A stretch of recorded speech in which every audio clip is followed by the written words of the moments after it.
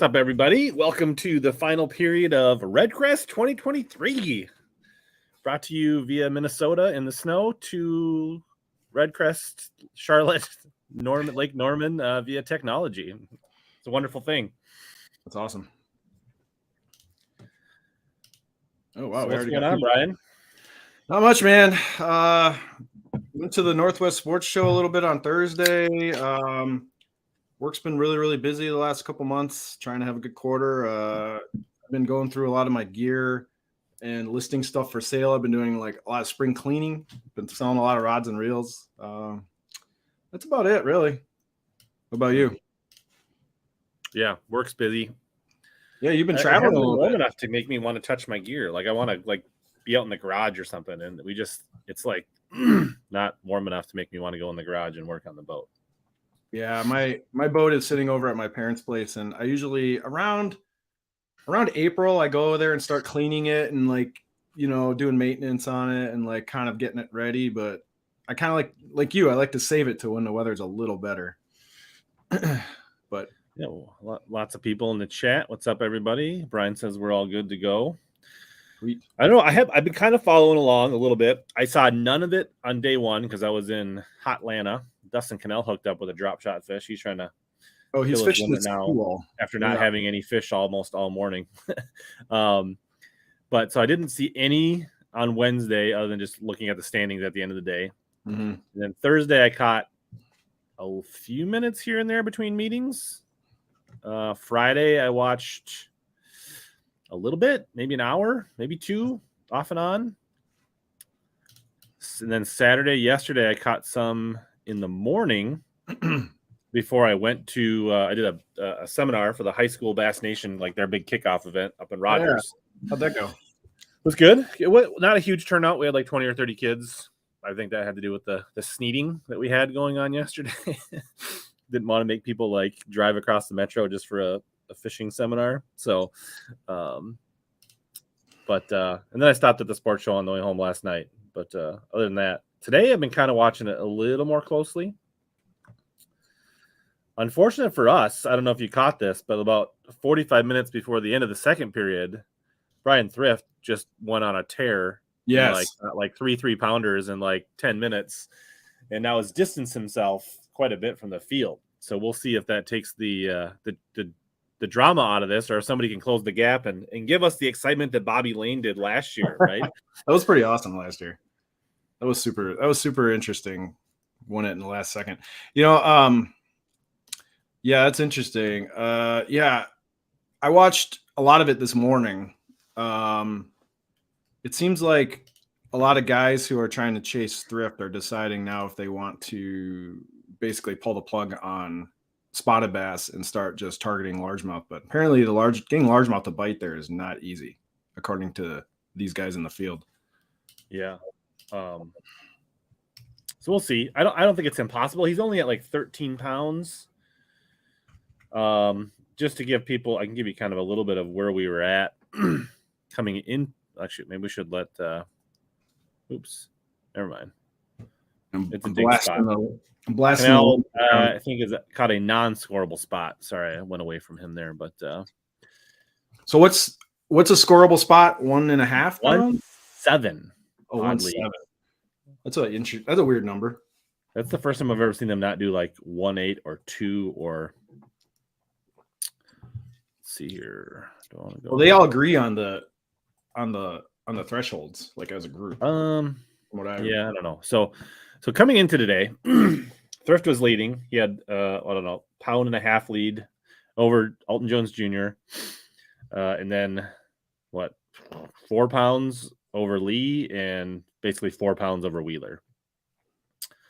So really, to me, coming in today, Alton Jones Jr. was obviously in the best position to make this close. Yeah. Nat Lee and Wheeler, decent shot, outside chance. And then I would say Evers, kind of is the last guy that really, 8 pounds to make up on the local on Norman that's like 15 pounds to make up on other lakes. So to me, really, we're only, even though Evers has the biggest bag today, I just don't think now that, so he was back 5 pounds, right? Basically Yeah. No, 6 pounds. He was 6 pounds back. So Thrift already has 13, which means now Evers needs 19 if Thrift absolutely stalls out right now. And I think the biggest bag in the first 4 days was like 17.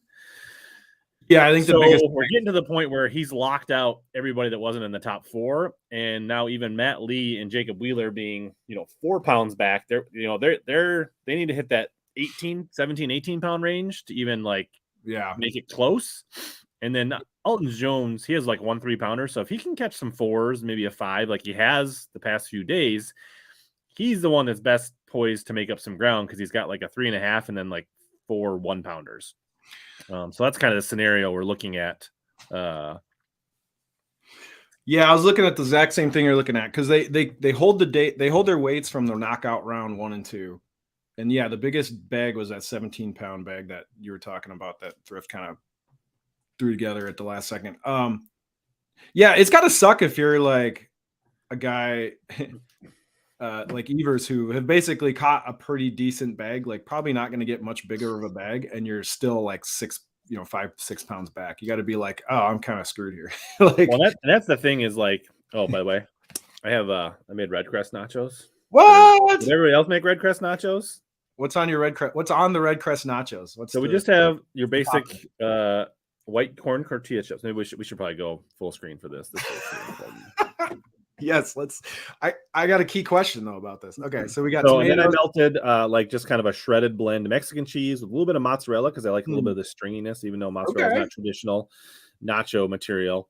True. And then we just topped it off with some leftover diced tomatoes and some avocado that I had, and I did sprinkle it with some cumin and some ancho chili powder. Okay. So we didn't add any protein. We didn't do anything too wild. Quick microwave melt, but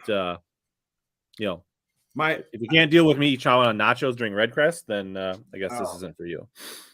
By all means, although I would have, if they were my nachos, there'd be a couple things on there. I would have had some diced onion, I would have had some sliced jalapenos, and I would have absolutely had some hot sauce on there. I like spicy nachos. This was kind of the last minute decision. Oh, what's up, Michael? You made snacks. REDCREST nachos, Super Bowl nachos. Yes.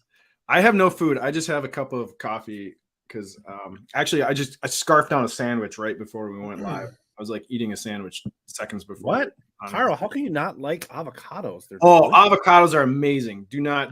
Well, I mean, because like you're basically like you didn't make guac, so you're just kind of. Avocados are a great source of fat. Like they're very healthy. You should eat them. Mm-hmm. I take avocados, I slice up avocados, and I put them on my breakfast is usually an egg scramble, some sliced avocado, and some fruit. Like I love avocado in the morning. I'm a big avocado toast guy. That's a good fish. Who are we watching right now? I think that's Casey Ashley. See, when they're all wearing their rain suits, I don't know who's who. Yeah, unless you literally know the brand of the rain suit that they're wearing. That's a big largie. That is a good largie. That's a really big. Too bad for Ashley. He was 9 pounds back coming in today, so he needs to get to like 22, 23 pounds now. Which that is one of the ones you need. That could be a 3-pounder. So to me, 5 even. How much was it? 5 even. That's a 5. Oh, yeah. That's a fat 5. Got a big old chaw. He's got a lower lipper there, Ashley. That's awesome. That's a monster for this lake. Absolutely. I think for day 1, Evers had a 6-pounder. That's been the big fish of the event.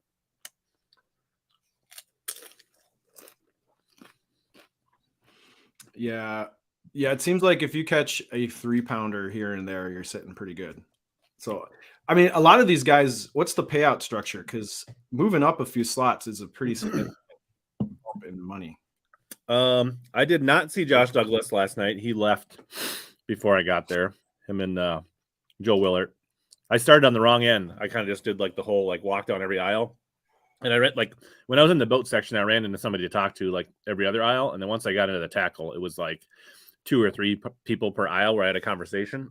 So it took me 2.5 hours to get through, and they were gone.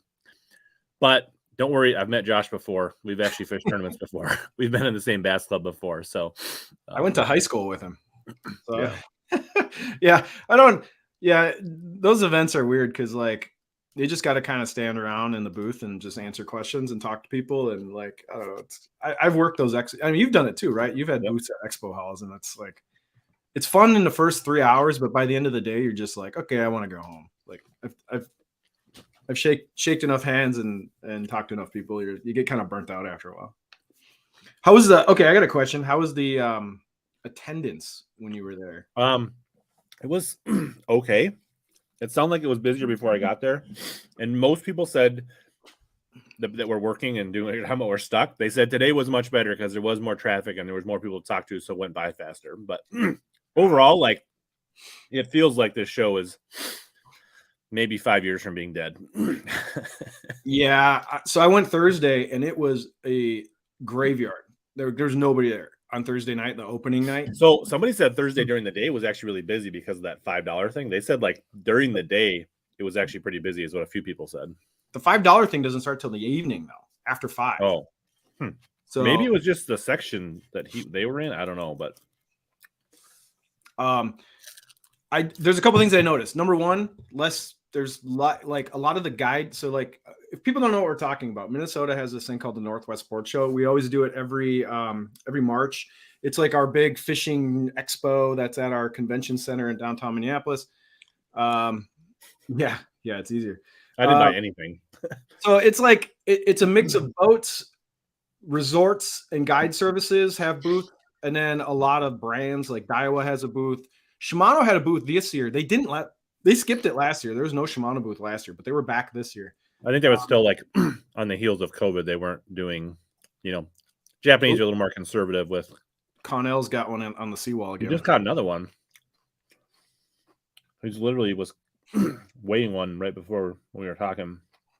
So this stretch of seawall right here, the nickname that the broadcast team was calling it is the red light district. Apparently this was a frequented spot by other people during the week. Yeah, Jesse Wiggins was starting here every day to get his limit.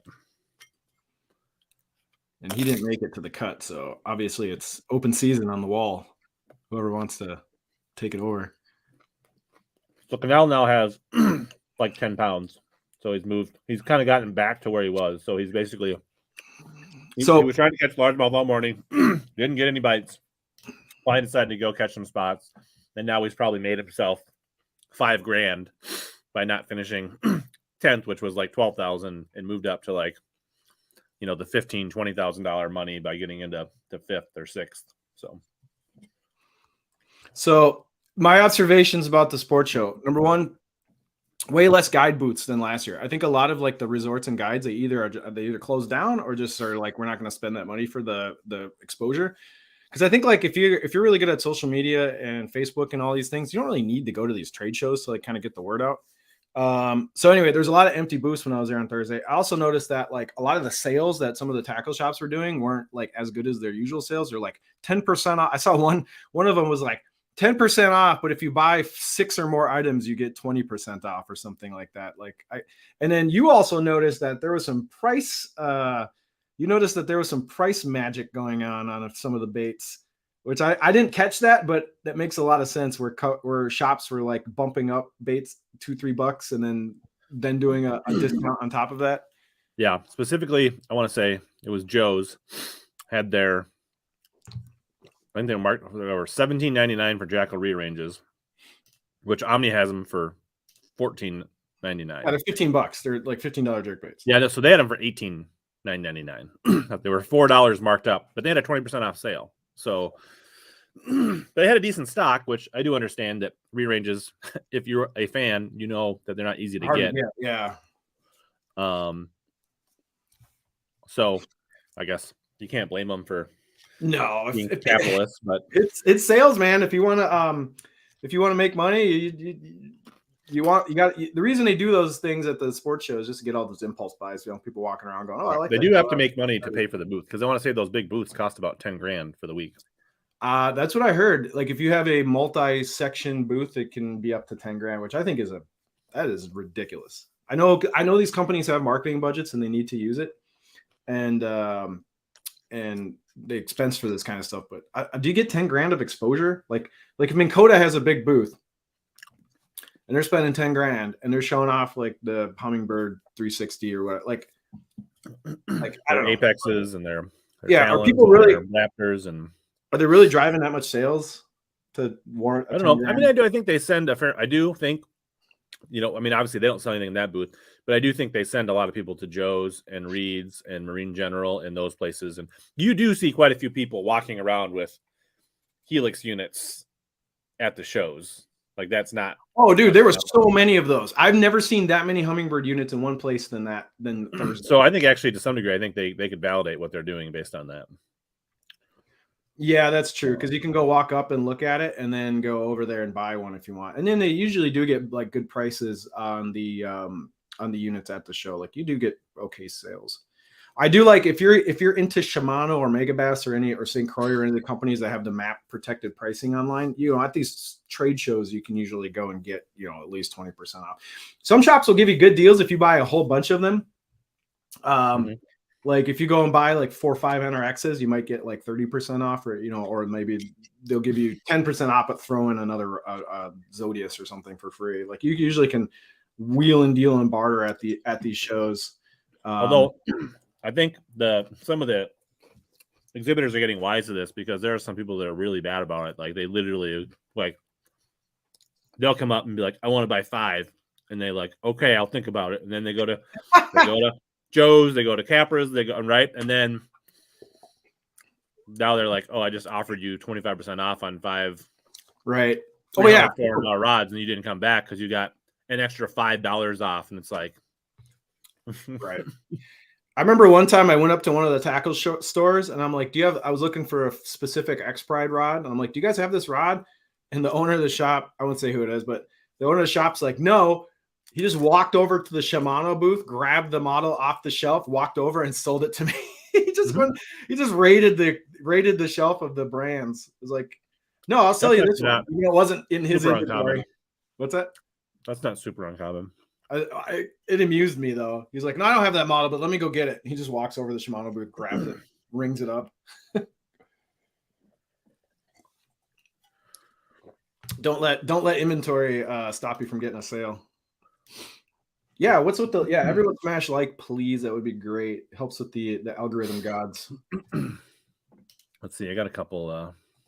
I have a whole box. I have boxes of baits here that I've been collecting too. If you want to talk about anything while we're sitting here. When Thrift fully ices it and puts it away, we'll start talking about tackle. AP Fishing. I saw on Instagram today that Buka Bullshad. They said that Edwards was throwing their new prototype glide, which I forget the name of it, maybe like a tricky glide or tricky shad or something like that. So I don't know about Avena, but that's the one that I heard about. I'm not sure if you're playing the predictor game. I don't know how many 4-pounders have been caught in these final 2 rounds. A decent amount. I want to say I've heard of at least a handful. They didn't say anything last year, Stearman, so we're just going to go with it. Based on the numbers of people I've seen when they've flashed the Expo, I think they should take any viewers on their event that they can. Are you trying? Wait, how are we pissing off MLF? We're giving them exposure. Right. Like, well, what do you mean by that? Last year, I got a kind. Please don't do any more live. From Bassmaster on the Classic. Yeah, I get it. They want to drive people to their stream and their commentary versus other people, but also they can't really stop it on YouTube. Like you can do watch parties and reacts like pretty. I get it, like because you have a relationship with them on other fronts, so you got to protect that. But like, my point is, other people should definitely do it. Like if you got a YouTube channel, the Bass jet ski at the Progressive booth. Yes, that thing was cool. No, that was an abomination, is what that was. I wouldn't ever like buy it or own it, but if you're gonna have some kind of weird thing you want people to take pictures of, I guess you could do worse. Yeah, so it's the trick shad. So that's what, at least Bullshad is claiming that's what Evers was throwing.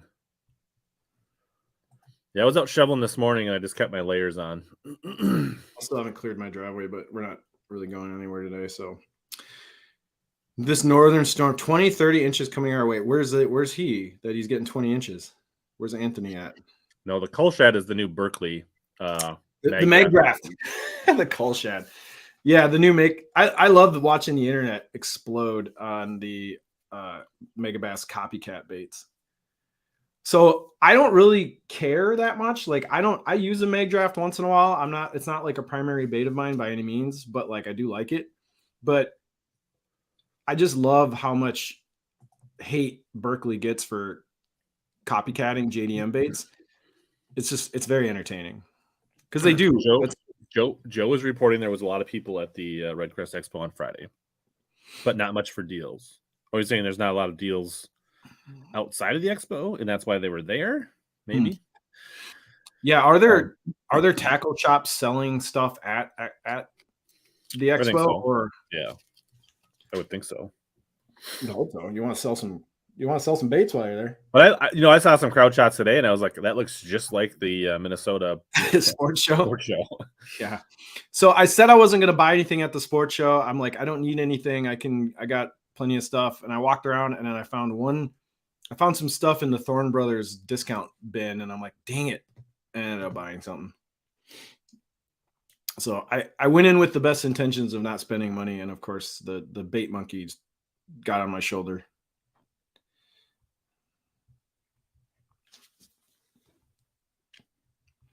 So docks are definitely like the main thing here at Norman. Like everybody's around docks for the most part. Hockey practice. Hockey's over for me right now. Yeah. Hockey and basketball kind of wrapped up in the last couple of weeks.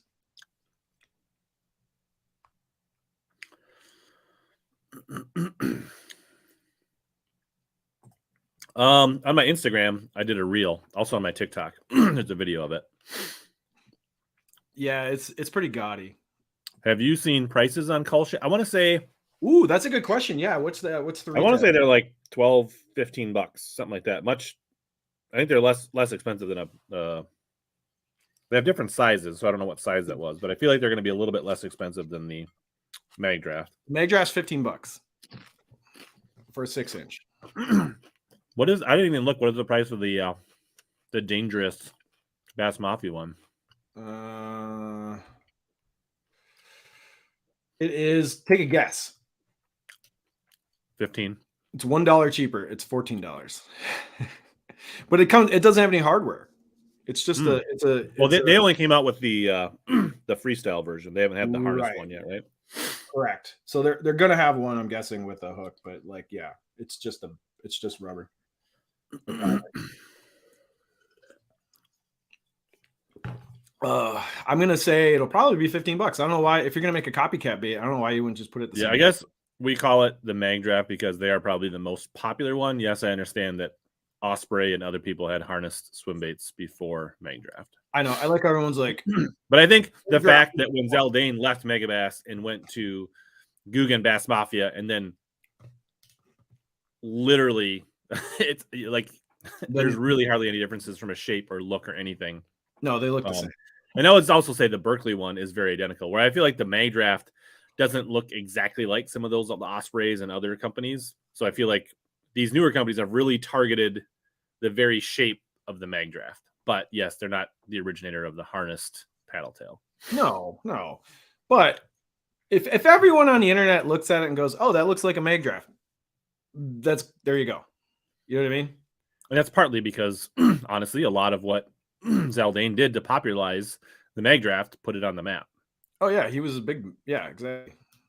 He threw it all the time. Oh, he's stuck on the dock. Oh, there went that bait. I hate that feeling. Our expo was canceled. Now moved to another state. Never mind. He broke it loose. He's checking the hook to see if he bent it.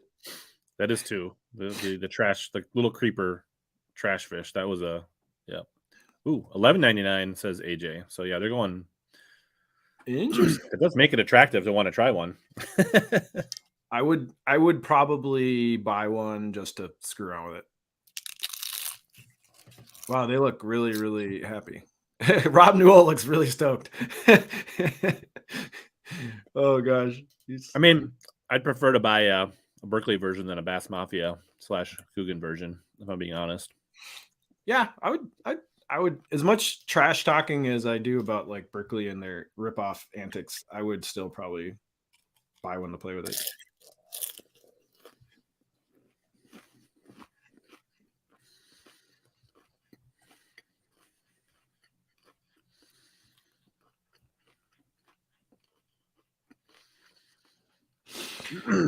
Oh man. Although I've heard, from one person that did a video that wasn't associated with either company, he said he felt that he could burn the Zell Dangerous bait better than a mag draft. Really?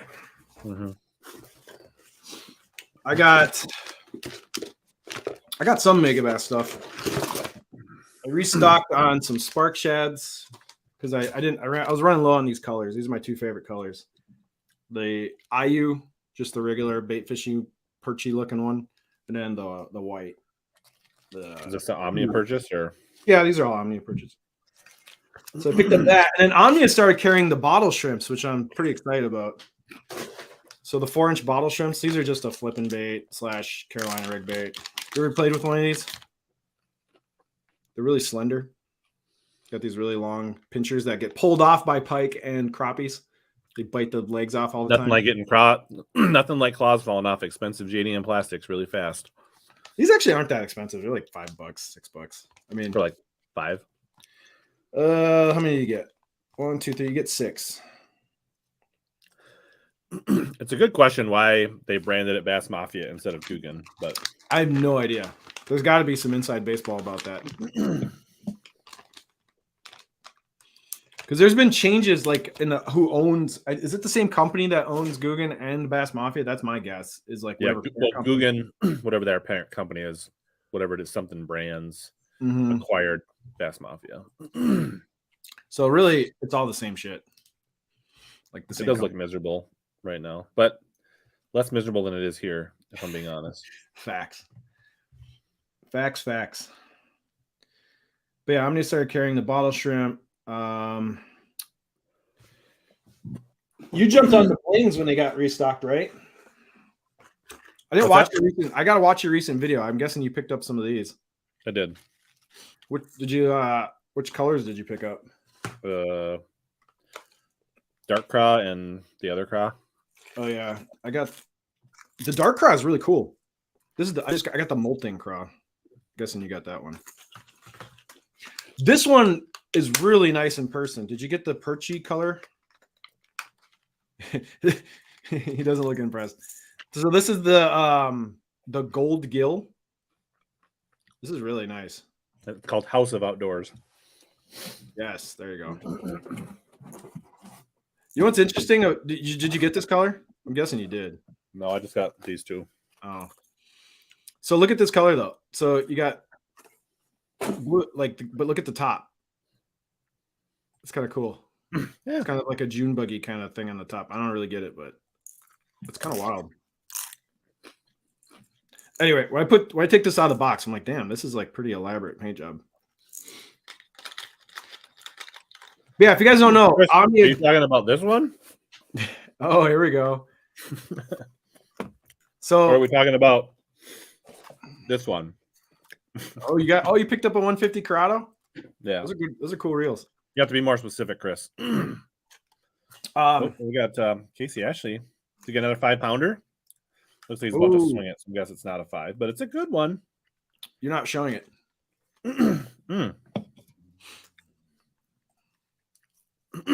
Oh yeah, that's a good fish. I gotta be a 3-pounder. So whatever creek he found is where the largies are hanging out. Should we listen in and get a weight here? That's what I'm talking about. That's a 4 something. 4 pounds, 3 ounces. 4 pounder. Come on. He's got a 5 and a 4. Let's go. Look at that spotted bass. What's the spot? Looks like a largie.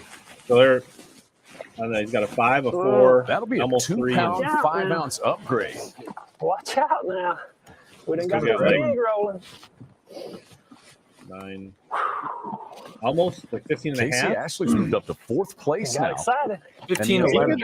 With those 5s and 4s, if he can like 15, somehow 11. get another 5 and a 4 and start pushing 20 pounds, he can scare old Thrifty.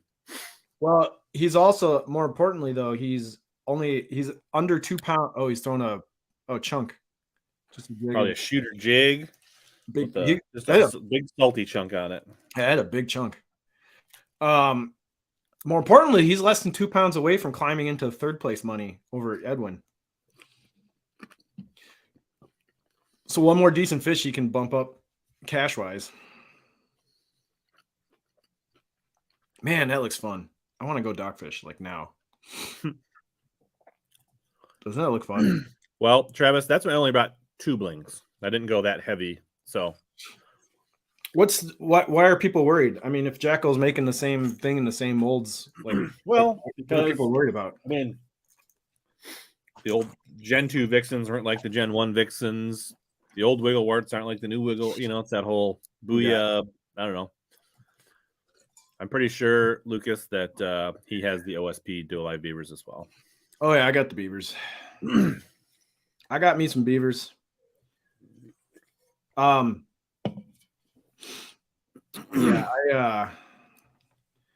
I don't know. I like trying different plastics. Omnia had them. Why not? Grab a few. I've been Carolina rigging like crazy the last year, and I think the bottle shrimp would be a fun Carolina rig bait. I think it's the 2 knockout days and the final day, so it's 3 days for the 4-pounders. Yeah. Oh, there goes Thrift. Oh, penalty. Sit down. You're in timeout. Penalty. Might help though. He's been throwing chatterbaits this morning. 2 pounds, 0 ounces. 2-0. Let's check him. Well, check him one more time. You got my penalty going, ain't you? Not yet. Oh God. Doesn't the penalty start after your weighing? 2 pounds, 0 ounce. All right. Not gonna help. Start the penalty. Double whammy there. But yeah, his flurry was really a fueled by a white chatterbait. But he was definitely not like just cranking. He was like really slow and kind of like lifting it off the bottom and like. I wonder what weight. It more like a jig than a chatterbait. Makes me curious what weight is it. Do you think he's throwing like a heavier one, like a 3/4? No, I would say probably. Don't really know how. I would say probably only a 3/8 or a half, but tough to say. Yeah, I have some 3/4s, but I rarely use them. You got to count the first knockout round as well. So it's Friday, Saturday, Sunday. Yeah, so if you guys aren't paying attention, the way they're doing this is there's the qualifying round, which is 2 days to get to the knockout round, and the knockout round was 2 days, but they zeroed the weights at the beginning of the knockout, and the championship is the 2 knockout days plus today. So today's total is 15 fish. So you have to have the winning 15 to win 300 grand today. Yeah, Bob, there was sense long before Berkeley too. And here's Wheeler. Yeah, and the Icon. He's live scoping something. Keeps looking down. I heard that you're going to get an Icon. You're going to sell the Skeeter and get an Icon. That's what I heard. Yeah, I don't know where you heard that. With all your YouTube money. Yeah, my YouTube money's not been so good the last couple of months because I haven't really been uploading too much. Like my YouTube income basically went to half because I've uploaded like 1 video this month. And I was like, oh, I should maybe upload more because like the algorithm is not happy with me at the moment.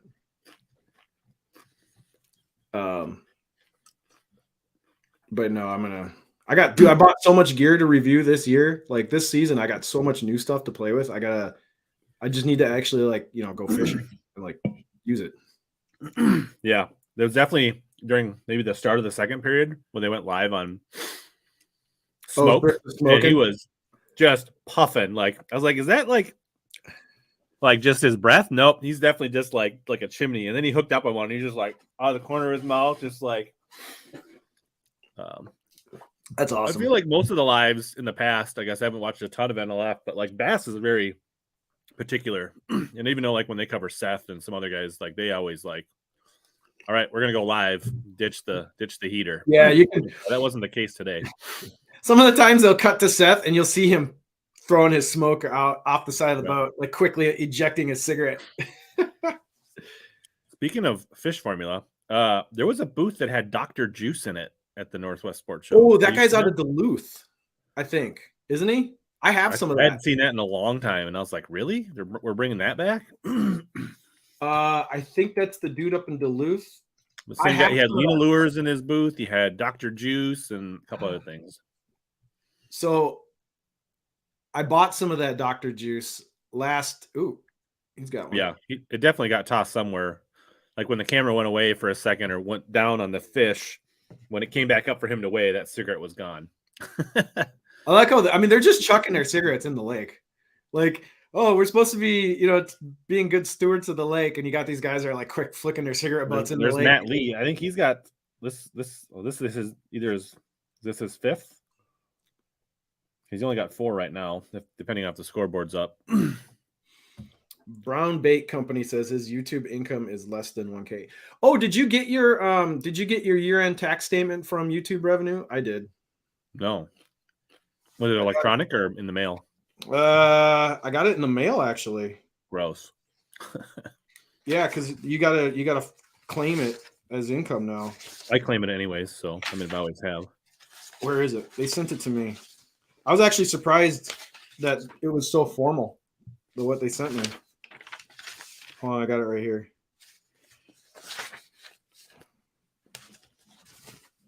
Here, do you want to guess what my YouTube yearly revenue was? I'll say it on air.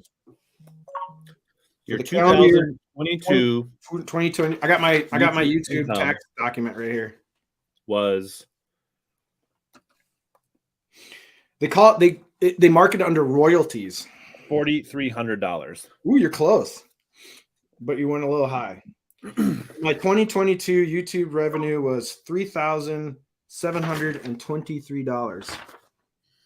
Probably shouldn't hold it up because it shows my it shows my address. It doesn't show my social security number. Don't worry, if anybody wants your address, I can just send it to him in a DM. So yeah, it's not that hard. Send me a DM. It's not that hard to find my address. But yeah, no, $3,700 for the year, which is, I don't work that hard at it, so I'm perfectly happy with that. Like I put very minimal effort. I had an uncle that would peel and twist cigarette butts on a crappie jig and catch them. Nice. When you unfurl a cigarette butt, it puffs out pretty big. Like you can really. There's a lot of filter material in there, so that would totally work as a. But I've always heard that nicotine is offensive to fish. I don't know if that's true or not. How would anybody know that? All those tests that the Berkeley scientists did about all that stuff. Yeah, scientists. So there's your payout. Oh, not showing up here. So that's what they're fishing for. $300 for first. Everybody that got knocked out in the first round got $5,000. Everybody that got knocked out in the first knockout round got $10,000, then 15, and then 10 or whatever. Yeah. Anyways.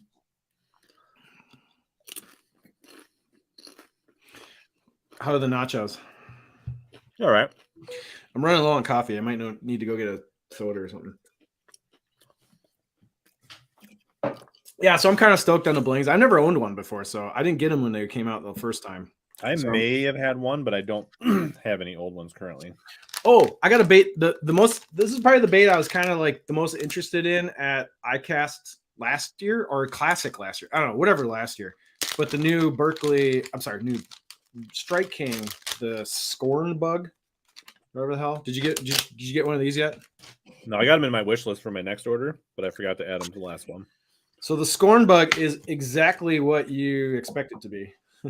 So this thing is very much a kind of a Rage Menace body with a pretty narrow flappers. Like it's really thin, like pretty much what you expect. What I do like though is, it's basically the same either direction. So you could, whatever color, you get these two-tone Berkeley. Or I'm sorry, why do you keep saying Berkeley? I got Berkeley burned into my brain right now. It's a Rage Speed Craw. Right. Yeah, it's very speed crawy, except it's got the flanges. Yeah, it's pretty much a speed craw. Anyway, they come in this is the biggest size, 3 1/4. If you do fishing YouTube, do you get write-off tackle purchases? No. Well, if you're claiming the income, then why wouldn't you write off your tackle? I don't know. Maybe, I guess. I don't know. I'm not a tax expert, but I don't think I'm making enough. I'm not making enough revenue to warrant like making deductions. Like if I was a bigger YouTuber, maybe. I'm not a tax expert or giving you legal advice, but I would. Also, I haven't actually purchased that much tackle in the last year. I've been using a lot of Omnia credit. Like out-of-pocket tackle expenses have been pretty like minimal.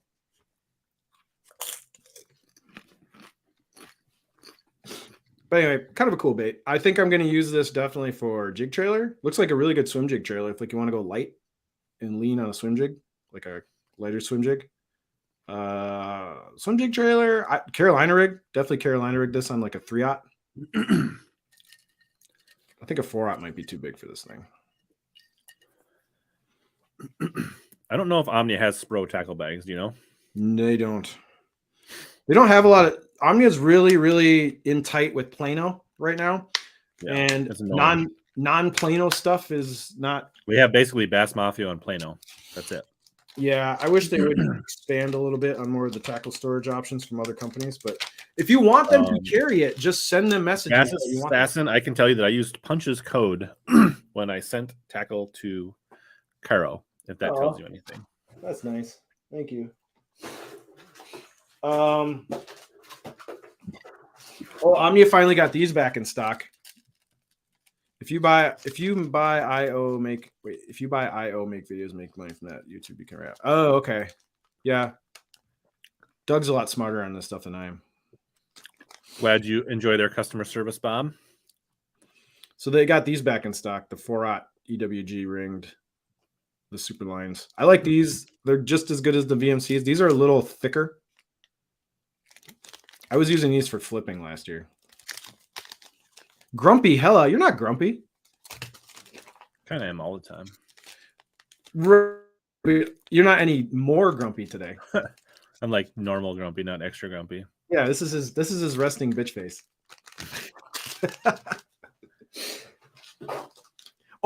This is my absolute favorite Strike King color. They do such a good job with this color. The Okeechobee Craw. I love this color. Because depending on how you want to, like what color jig you're using a blue jig, you just rig it this way. Using a green pumpy, you just flip it over and rig it this way. It's the ultimate. The fish comes from the bottom and not the top. I don't know.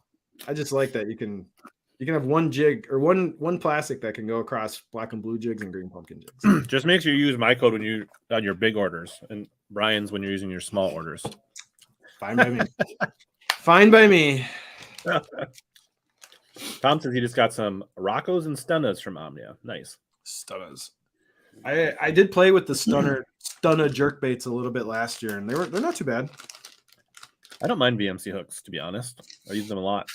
No, VMC makes really good hooks. Oh, I went a little bonkers because they finally got Ichikawa hook restocks. I basically went ham. I haven't tried. I want to get some of their trebles because I've heard those are good replacements for jerk baits. Their trebles. Dude, I am obsessed with this particular hook that they have. The Mukad. I made my own nachos, Tim. Not Taco Bell today. So the Mukad is like an amazing finesse hook. It is so sharp. Like and Nico, wacky, drop shot. All of the above. It's a one hook that does it all. So I'll explain why I like this. So this is the number one. So yeah, this is kind of like the main drop shot hook, number one. So the Mukads are super sharp, but they have little teeny. You're not gonna be able to see this, but they have little teeny tiny barbs. You can maybe see it, but there are barbs on this thing. So if you want to Texas rig a finesse worm, there is a little bit of a barb there, and they're really like if I Randy Howell, 3 pounds, 0 ounces. You're not showing the video. Oh yeah, we should put up the video. Oh, I keep forgetting when I come back from commercial that. Yeah, there we go. Just in case somebody actually wants to see it. Yeah, we're supposed to be watching. This is a watch party. But anyway, these Mukad hooks are cool. And also, the interesting thing is these Mukad hooks, like all Ichikawa hooks, have a bend to them. So they're not straight. See that? They're all pre-bent. The hookup ratio on these things are so good. And like I use these. You said you like those for drop shot? I use these for drop shot, for wacky, and you can Nico. However, I suggest the weed guard version for the Nico. I'll show you. I have them here somewhere. Now, I hate telling people about these because then Omnia sells out of them and then they're gone for months because Ichikawa is really weird about when they restock. That's why I bought so many of them, because last year I couldn't get these things at the end of the season because everyone kept buying them. So here's the number one. Here's the number one weed guard version. But these weed guards are really, really light. Yes, I think you said they have these at Omnia, right? We do have them right now, Mukad. So, but this is the weed guard version. This is the one I use for Nico. It comes through grass really well. It doesn't get hung up that much. And this weed guard is so light that it doesn't really cause any issues with like hookup ratio. Have fun making skirts. Skirts. Who's making skirts?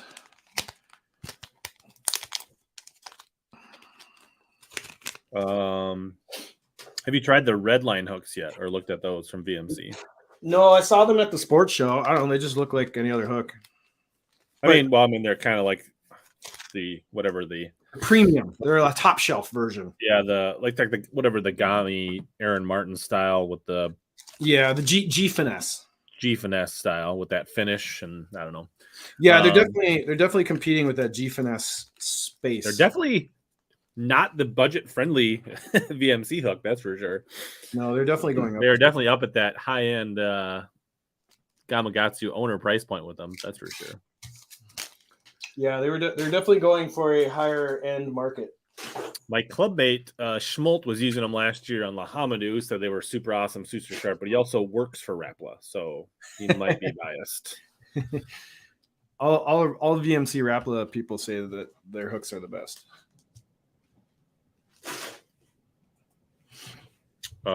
Who's anybody take advantage of the Johnny Morris Cabela's Bass Pro Super Sale? I looked out there, and they had quite a few deals on, I felt like, Bass Pro combos, rods and reels, which obviously they make some decent stuff. But I didn't see much else that got me excited. I heard they had maybe like $5 DTs. I don't know. Maybe I didn't see everything. I don't know. I guess what did I miss? What should I have not skipped at the Bass Pro? I didn't spend a lot of time looking at their site. Oh, is this like an online sale they had at Bass Pro? Well, or in person if you live anywhere near one. Oh, there's their fishing classic. Yeah. I guess maybe, I mean, I don't know. For me, it's not worth driving 40 minutes to Cabela's or Roger. I guess actually yesterday I drove right by. I was 5 minutes from the Cabela's and Rogers and didn't go. Yeah, I don't really like going to the Cabela's anymore since Bass Pro took it over. It's so depressing. I used to love going for me, somebody that grew up with Cabela's, right? Like walking in there and just seeing all the Bass Pro like stickos and plastics and all their like Bass Pro branded stuff. It's weird. I have not seen the 30 acre swim jigs. I used to love. I don't know. It's just when you go there now and you go to their fishing section, it's all just pushing the BPS stuff. Hell is not Gumpy weight. People are soft these days. If you're not smiling, they think you're unhappy. Remember what Dwight Schrute said: showing your teeth is a sign of weakness. Bob Steven wins best comment of the day with the Dwight Schrute ref. Bears beat Battlestar Galactica. Oh my gosh, that is so on point. You just summarized Rich to a perfect T there. I'm just basically a combination of Dwight Schrute and Ron Swanson. Oh my god, that is so funny, dude. He's got you pegged. If the hook is coated to go in easier, wouldn't it also come out easier? Except for the barb, but yeah. Yeah. I think also the thought is that you're not ripping as big a hook or hole, so it's going to go in cleaner, but I don't know. I thought some of the advantages of like the coatings they put on hooks is just more for hook longevity. Like it's supposed to like rust inhibitors, right? It probably means it will not stay in your plastic as well. That's a good point. I don't know. Ron Swanson should be everybody's hero, Nick. Agreed. So is this Edwin Evers hitting these docks here?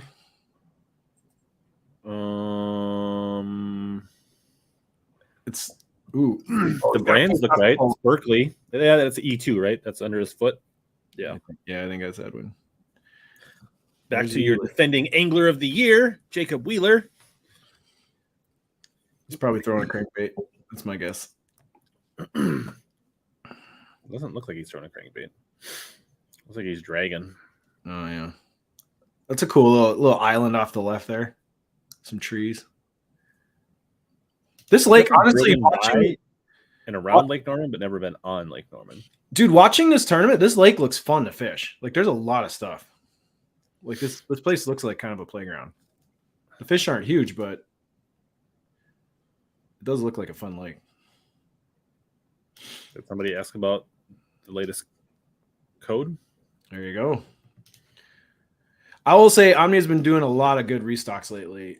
They just got all of the Tatula Elite, the new Tatula rods are now in stock there. They don't have a ton of them. So if you have a specific model you're interested in, I would go grab it now because who knows when the next restocks are coming. Daiwa and Shimano restocks are so bad lately.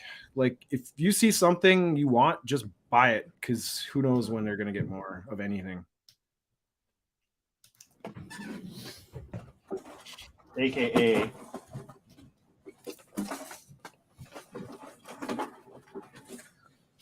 if you see something you want, just buy a bunch of them.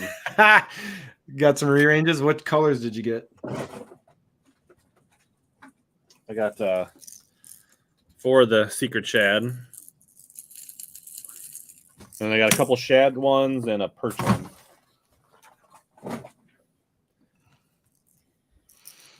Wait, say it again. You got the perch? 4 secret shads. Oh, secret and shad. then like 2 minnow-based ones and a perch one, I think. Oh, I heard Omnia did get the perch ones in stock, but they're probably gone now. Well, I only bought the MRs, so I didn't check the regular divers, but oh, got it. Ooh, that looks good. I have one of the. I like to get deep with my jerk baits now that I can see them on my front-facing sonar. Oh yeah, the perch ones, the regular 110s are already out of stock. Although the perch pattern on those Jackal jerk baits are more like realistic than anything. They kind of like they remind me of those. They remind me of those Rapala HD paint jobs or whatever they call them, where they were like trying to be photorealistic. So is this? I was told that the 30% off deal for the Tatula 103 was only targeted at people that either had a buying history of Daiwa, had it marked as a favorite brand on their profile, or if you had like maybe used it in a fishing report. That's cool. Like, it didn't go to everybody on the, and supposedly the code only works if you got the email.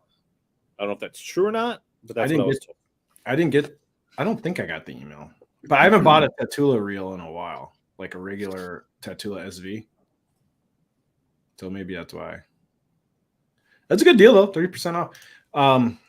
I saw there's a lot of stores at the sports show that were trying to sell the Tatula LT spinning reel at a discount because the new one is debuting at the Bassmaster Classic. So the old Tatula LT spinning reel is being fully replaced. So if you have shops that have those things in stock, you'll probably start getting them on a pretty good clearance price in the next month or two. The which reel was that? Daiwa Tatula LT, the all black $180 spinning reel or whatever. We got 1 or 2 of those. Yeah, I've over the years I've probably had about 6 or 7 of them. I think I'm down to maybe 2 or 3 left. But yeah, they're still pretty good.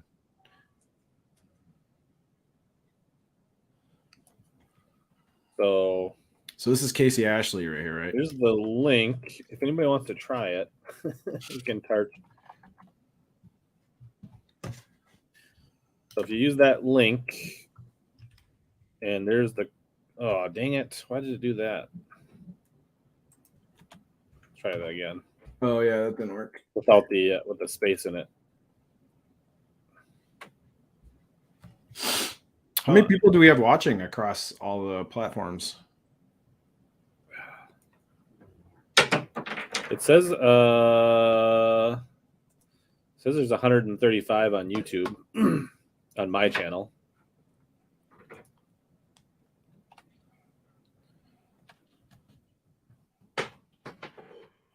That's loud.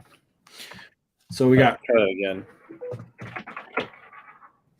So that link with that code, you can see if it actually is email tied to your email and whether it'll work or not. So we got Matt Lee. I'm actually surprised Matt Lee's doing so well in this because he's kind of a very streaky fisherman, it seems like. Leaning into one on the spinner pole. Fishing kind of marina tile dock. That's like back in a corner. That pocket. Ooh, that looks like a decent one. Oh, 2 something. I mean, it's got a it wacky. probably helps them. It's a wacky worm. The first, I mean, going back to actually talking about the REDCREST, wacky rigs have been a big deal. I mean, that's when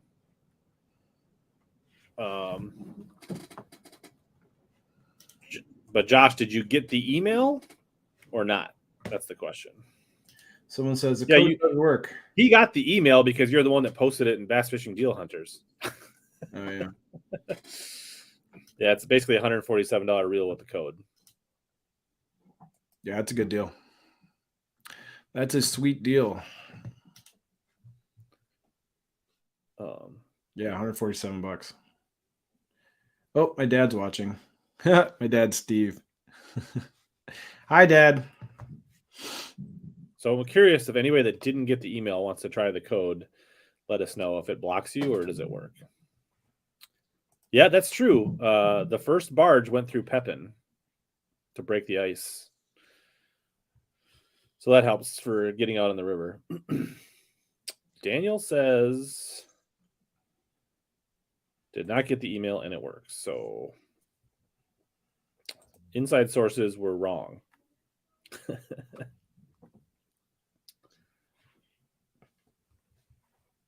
So maybe it just went out via email, but they thought or they believed the person that I talked to at the sports show.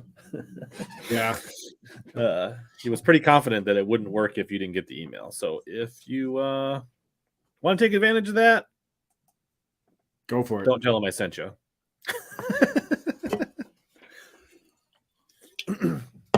Well, speaking of which, should we look at mine? Yeah. Actually, let's talk about. Let me finish my thought about Norman. So, wacky rigs were a big deal early on. Actually, people have been throwing swim baits a lot throughout all of the rounds. Once they would get to that like 11, 12 pound mark, it was pretty common for people to pick up a glide, a mag draft style harnessed, and they were catching both,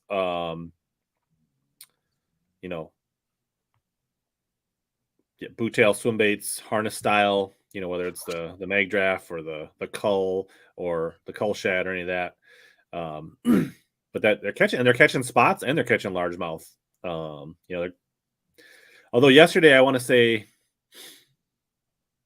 looks like Thrift is throwing maybe a glide right now. That's a some kind of swim bait. Yeah. But I remember it was either Wheeler or Thrift was said, I threw the swim bait yesterday and I weighed 2 on it, but they were my smallest 2. So, well, he's fishing it like a glide. Yeah.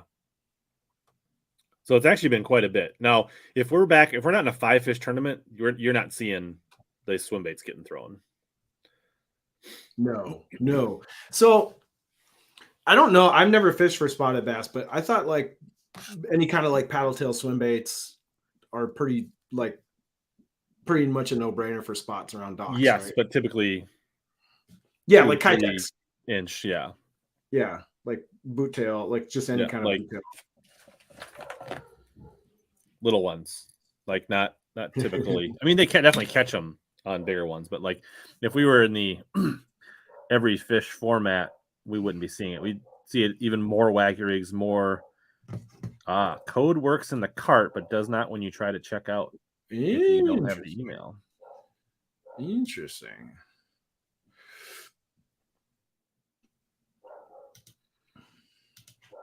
I wish there was more new bait casters to get excited about this coming season. The only people who really put out like new lines of bait casters were Lose. Yeah, I don't get that excited about. I don't know. I'm still buying reels from whenever this thing came out 3 years ago. All right. Wait, this is a reel? Yeah. All right.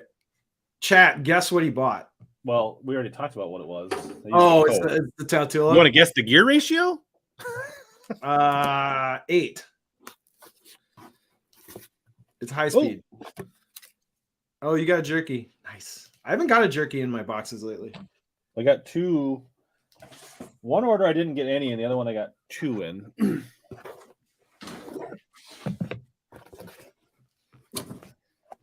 What gear ratio did you get? The 8. Very nice. Oh, you know what Omnia got? Oh, I was right. Nice. You know what Omnia got that I ordered a while back but still sitting in my office is they got HUDs. I've never thrown HUDs before. Oh, okay. Is that a 68? I tried the bling. Oh, wait, sorry. Yeah, they have the 68 with the big tail. I've And always then I wanted got- to get a 68. Does the and I got QR the code work regular- on those? Oh, look at that. You got that new Daiwa smell. Do the codes work on Huddleston? I never tried. I have no idea. I'm guessing they do. That looks very nice. I Now already you have can, a 7-to-1 on my dock rod, which I think when I bought it, they didn't have the 8-to-1. Otherwise, I might have put it. So I don't know if I'll end up putting this on my dock rod or switching them out or just putting this on like a flipping pitching rod. I don't know. We'll see. any of the above. So you have to apply for the shirt promo now. Oh, Cut yeah. off the TC and go get the shirt. Maybe I'll give the shirt away on the stream to a viewer or a member. So do you know about And then our Carl will have a new shirt and everybody will be happy. So anyone who goes to the Northwest Sports Show, this is the biggest. It's not really a scam. It's just kind of working the system. So this has been a trick that me and my friend Josh have been doing for a long time is you go to the sports show, Daiwa has a booth. And if you go and buy a Tatula product at any of these shops at the sports show, you walk over to the Daiwa booth and they have all the promo Huck t-shirts or sun shirts there. So you go up to the booth, you get your sun shirt there. Then you get home, you cut out the UPC and you still do the online claim for a sun shirt and you double up on the sun shirts and then you sell both of them on eBay for like $40 each. And then you basically get $80 back in your pocket. That was this. I did that every year. I go and buy, And I you wait to protect yourself from skin cancer by wearing at least one of them. Oh, I didn't want them. I have so many of them already. I just wanted to sell them. Because like people like the branded Daiwa. And are they hooked this year? They're hooked this year. Did The one last year- 2 years did- they were Sims. I never got any of the sim ones. I have some of the hook ones that weren't hooded. They were all right. The Sims ones were nice. I have a bunch of those still. I kept them because they're actually nice. I probably have 3 or 4 of the Sims ones left. But anyway, double up on your shirts if you go to the sports show. But yeah, so the HUD 68. It's the regular size HUD with the bigger flappy paddle, like the big thick butt. Did you get the 5 or 12-foot rate of fall? I don't know. I don't know anything about Huddleston's. It just says rate of fall 5. That's the slow sink. Brendan, should I get the 12 or the 5 in the 68? And also, who else was another fan of it? I didn't buy more. I just bought 2. I bought the white one. I bought the white 68 and I bought a perch regular one just to try them. I've never thrown these before. 68 fans, should I get the 5 or the 12? I'm guessing this thing is pretty heavy. Like I'm guessing the deeper one is going to be like a rock because it already has some weight to it. Jersey says 12. I feel like I've always had 5s, and you have to. I feel like I have regular 6-inch Huddlestons, and We should go back to the REDCREST. I bet you it's back. it's not still on commercial. What? Well, it's Alton Jones doing an interview, and now Matt Oh. Lee. They're not actually fishing. My dogs are barking. So here's the But like perch. you have to move a 6-inch Huddleston really slow in a rate of 5 fall, I feel like. Oh, really? So yeah, here's the regular old 6-inch perch. That thing's sick. Looks cool. I like this. I don't know. I'm gonna throw it on my Megabass Tequila Baccarat. See what happens. Bono, was it a 12 or 5 rate of fall that you caught a 4-pounder on your first cast? Caught a 4-pounder my first day with it. Nice. That's what I'm thinking. The 5 is already slow, and then with the 8 tail, you have to move it even slower without getting it to come up. So I feel like maybe the 12, especially so we have so much clean water, the fish get really good look at it. So maybe moving it a little faster with a 12 would. Oh, I picked up one of these because I'm a degenerate and I have to try it. The Hellraisers. I will buy a Hellraiser and try it. I just know that it's at least 3 months before I need it. So very good point. I don't know. Omnia got these back in stock a while ago and I grabbed one. It looks like to me, it looks like a downsized musky bait. It's like someone took a musky bait and made it bass sized. So Brendan likes the 5, but then he adds to it with tungsten putty or nail weights. Interesting. Where are you putting the tungsten putty? Just like on the belly? I guess. I wonder how well that would stick to it. Because I know like tungsten putty sticks to hard baits really well, but what about plastic, like paddle tail, like plastic swim baits? Chris? Yes. 15 or 17 both, honestly. I use 15. I use 15 for pretty much. Your lighter line, you do get more action out of a chatterbait. So it kind of depends on your rod setup and the cover. Yeah, I pretty much default to 15-pound fluorocarbon on pretty much everything. Inside, you can hollow it out. That seems like a lot of work. Yeah, I was gonna say I think if you put putty on the outside, it's just gonna fall off. What are you hollowing out? Like a Dremel? You're like drilling into it and then shoving the putty in? Well, it's kind of soft though when you just take a razor blade. I don't know. Like, I suppose you could drill a hole, put the putty in, and then like throw some Mend It over the top and like seal it back up. I don't know. Thinking out loud.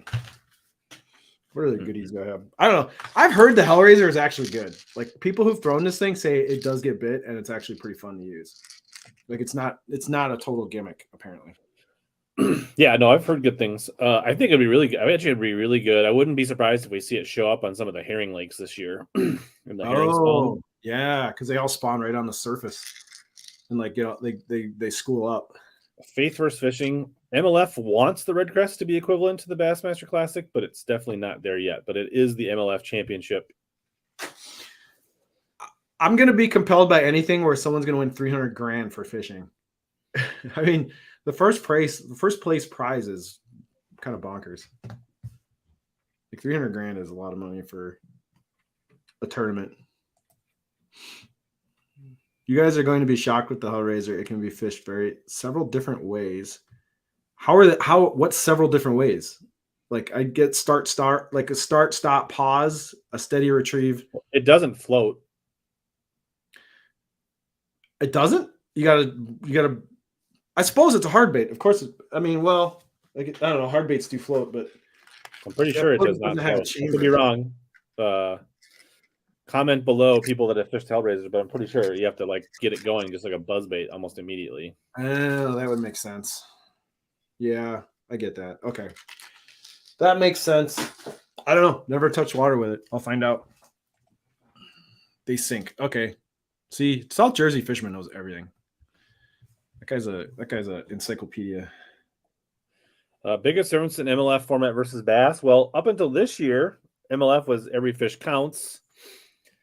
But now MLF, except for a few tournaments, have gone to 5 fish. So the only big difference is that they have a live score tracker that everybody knows, and they weigh and release the fish in the boat with a judge versus bass bring them to the scales. Otherwise, and then they have like 3 periods, and they have little like 10-minute, 15-minute like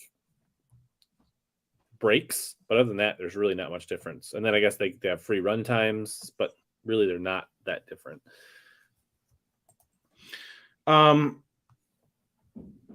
Yeah, I mean, it's different as far as they would zero the weights. And they do, right? Yeah, the events are longer. Like this is a 5-day event. Most of their BBT events are 6 days. Right. So it's like this is a 2-day tournament and a 3-day tournament, and then their normal BPT MLF events are basically 2 2-day events with a cut and re-zeroing. You got one. Matt Lee hooked up on the old spinner pole again, right by those pylons. Oh, God, that looks so much fun. Smallest is the variable minimum, 1.7. So we'll take a 1.8 to upgrade from Matt. He's about 1 pound and 6 ounces out of his fifth. I got you. All right. Decent looking spot. We missed this period alone. I've caught 3, missed 3. Caught 3, missed 3. 6 bites. 6 bites, man. 2 pounds, 10 ounces. 210. Thank you, Lord. Thank you, Lord. Well, hopefully we can warm you up, Dustin. Now you're back from the cold. Like, how was your pre-fishing? Did you find some stuff? Did you get your string pulled a little bit? I feel like I won. I had nachos. PB&J is not as good as nachos. Matt Lee is one of the, like, I don't want to like sound mean, but he's hearing him talk like on interviews and stuff. I have to like turn it off. He is so like, he can't formulate a sentence. Like, I don't know why, like when he was on Bass Sack Live last time, I was like, I can't listen to this guy. He doesn't, his brain and how he talks, it's like so disjointed and like he is like driving me crazy. I don't know if anyone else has this opinion, but he's not a very well-spoken individual. Like, I don't know. He seems to be doing well in this tournament though. Good for him. Yeah, not to be mean, but then I proceed to be mean. Exactly. Classic. He's a hard dude to listen to. I'm sure some of us say the same thing about us. So. Oh yeah, you don't want to listen to me. I'm terrible. Oh, is the jacket coming off? Well, I don't know. Well, if you have the email and you want the reel, then I would just send them a chat, Daniel. I'm sure they'll figure it out for you. Well, maybe did the deal expire? Is it over? It could have been. Might have expired. I feel like my email said it went through the 13th.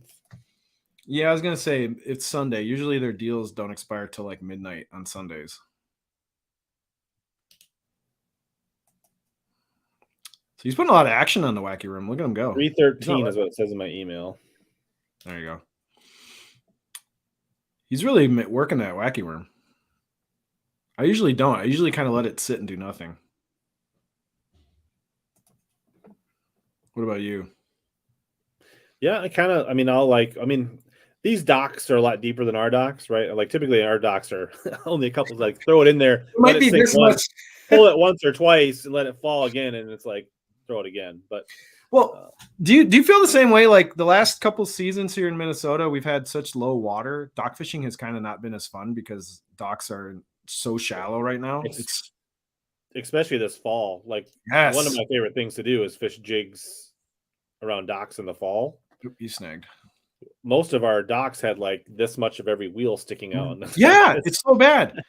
I wanted to dock fish, and it's like there's literally like, and it's hard to get your boat up close too, because like my trolling motor be slapping the sand and like I don't know. There just didn't seem to be enough water for fish to really even want to hang out under the docks.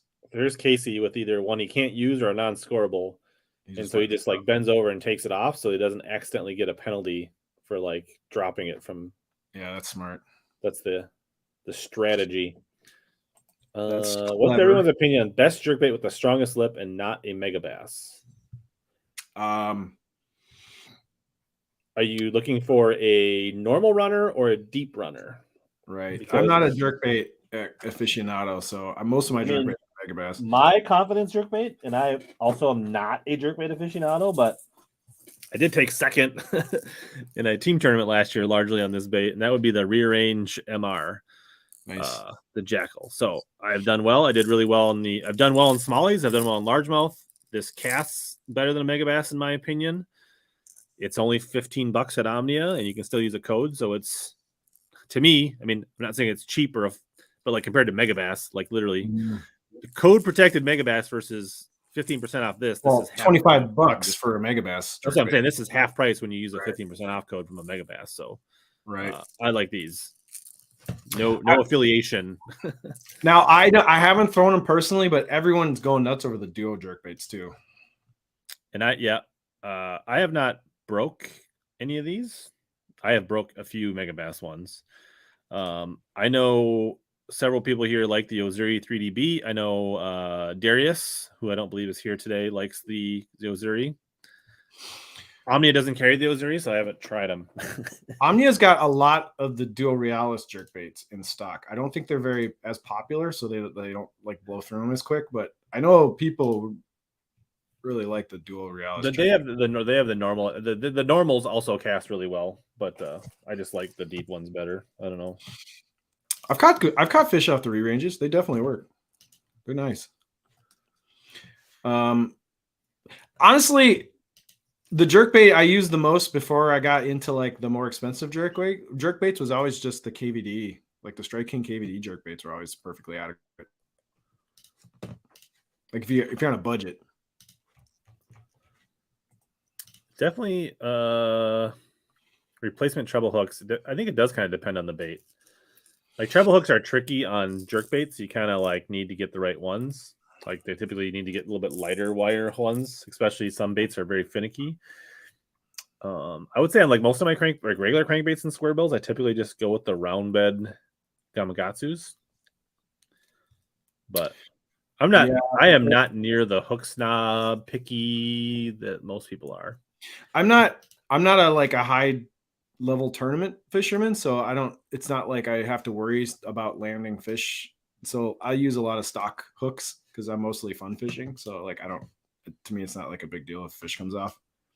I suppose I would be way more of a hook snob if I was fishing on like a bigger trail where there was maybe more money and status involved. But fun fishing, I'm just like, I'll take it out of the box, whatever.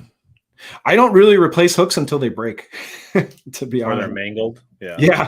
Which doesn't take long in our lakes with pike.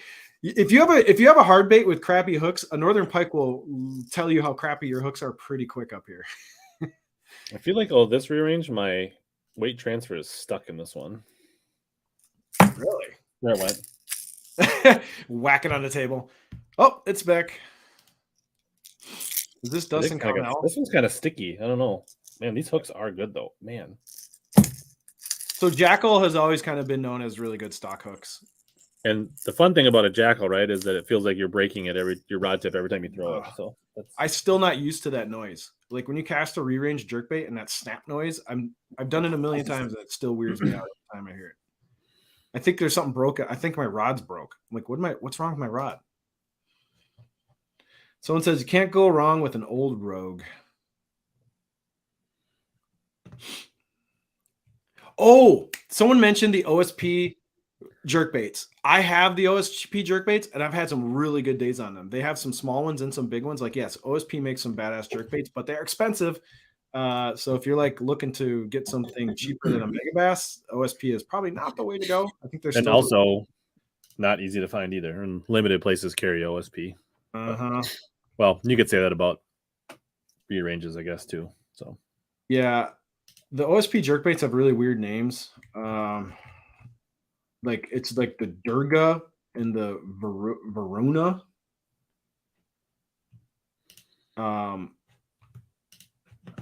Yeah, I've done well. I've had a lot of fun with the 110 OSP jerkbait, but it's the exact same price as Megabass. And you can get them on sale once in a while, and Hookup Tackle does their sales. I just threw the link in chat, but yeah, these are fun jerkbaits. They cast really good. I have some hybrid hunters. I've dabbled with them a little bit and caught pike on it, but I haven't caught any bass on them. But I have not given them a full testing. So Dustin Connell is making a move. He's got his 10 pounds. So now he's like, okay, I've secured not getting 10th place and done the bare minimum to get a few extra grand. Now he's back to I guess swinging for it and going for 4-pounders. But the thing is, Alton and Edwin they're less than 5 pounds back each. Yeah, but they got their 5 fish. Yeah. Right. Which means, Evers' small fish is almost 3 pounds. So he needs 5 to 6 pounders to start cutting into this lead in a meaningful way. He's got no chance. Here's the thing. Our lakes need the moisture, Josh. So just use that to help get over it. Really tired of the snow. Yeah, we've had a very snowy March and it's only halfway in. Kind of sucks.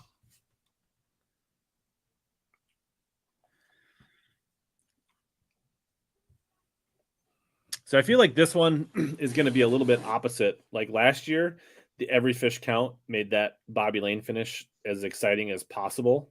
There was like what 4, 5 guys that I don't remember. It was like 3 to 5 anglers last year when we were watching on Grand that literally a 2 to 3 pounder would have gave any of them the win, right? If I remember something like that, or Yeah, not a nothing crazy of a fish, like just a good solid fish. There was about 3, 4 guys that could win $300,000, and Bobby Lane caught one. Yeah, and like the last minute. it was. And today, I feel like the 5 fish is going to go the other way. Now, in their first BBT event, it worked out where, Chris Lane caught like a 5-pounder in the last 90 seconds to beat Mark Davis. So they got all the excitement, and there was definitely a bunch of excitement on the cut line every day of this tournament. Like every day, Dustin Connell, all 3 days in a row, he caught like a good 2.5, 3-pounder to like get into the cut every day. But I just don't know if we're going to see that today. No, like right now. Oh, is that Alton? That's Alton. Yeah, I don't know if that's not going to help.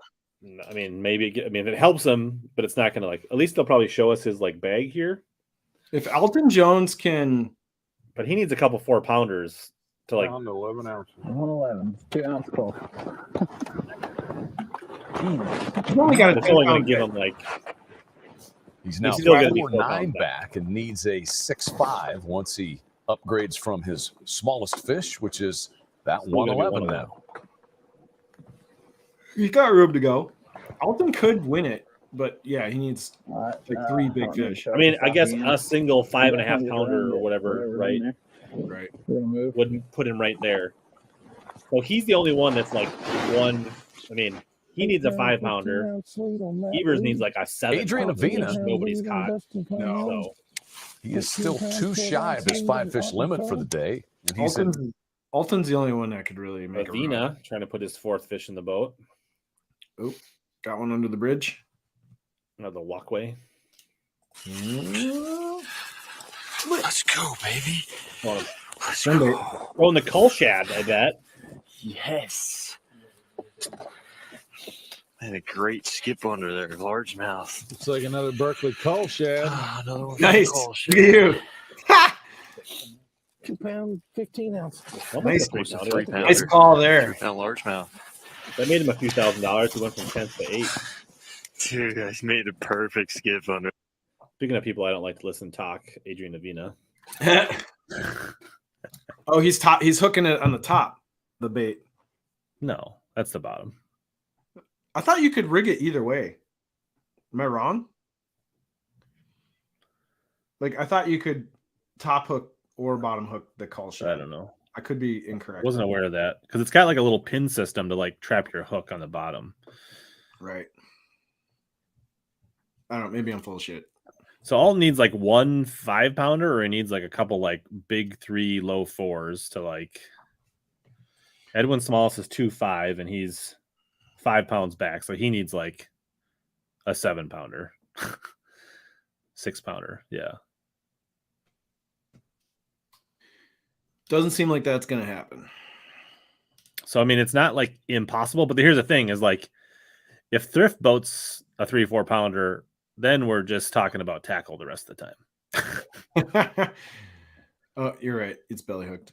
There's the close up of the it's very similar to the Mag Draft, to the Bass Mafias, El Dangerous, things like that. Oh, he can't get it in. He can't get the a good all-purpose Fury rod, Swilly Nelson, which is a sweet name, by the way. The 734 Dobbins Fury would be a great just all-around rod. For an all-around St. Croix, I probably would skip a Mojo and I would just go up to a Victory.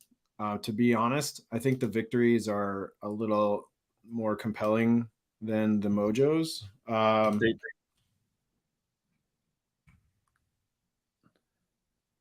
Yeah, it's it just came out like this week. They announced it this week. So I would bet at the Classic you'll be able to buy them, but I don't know. It's a 734 Fury, not a 743. They do make a 733, but they only make 7'3" rods. Caden has a 743.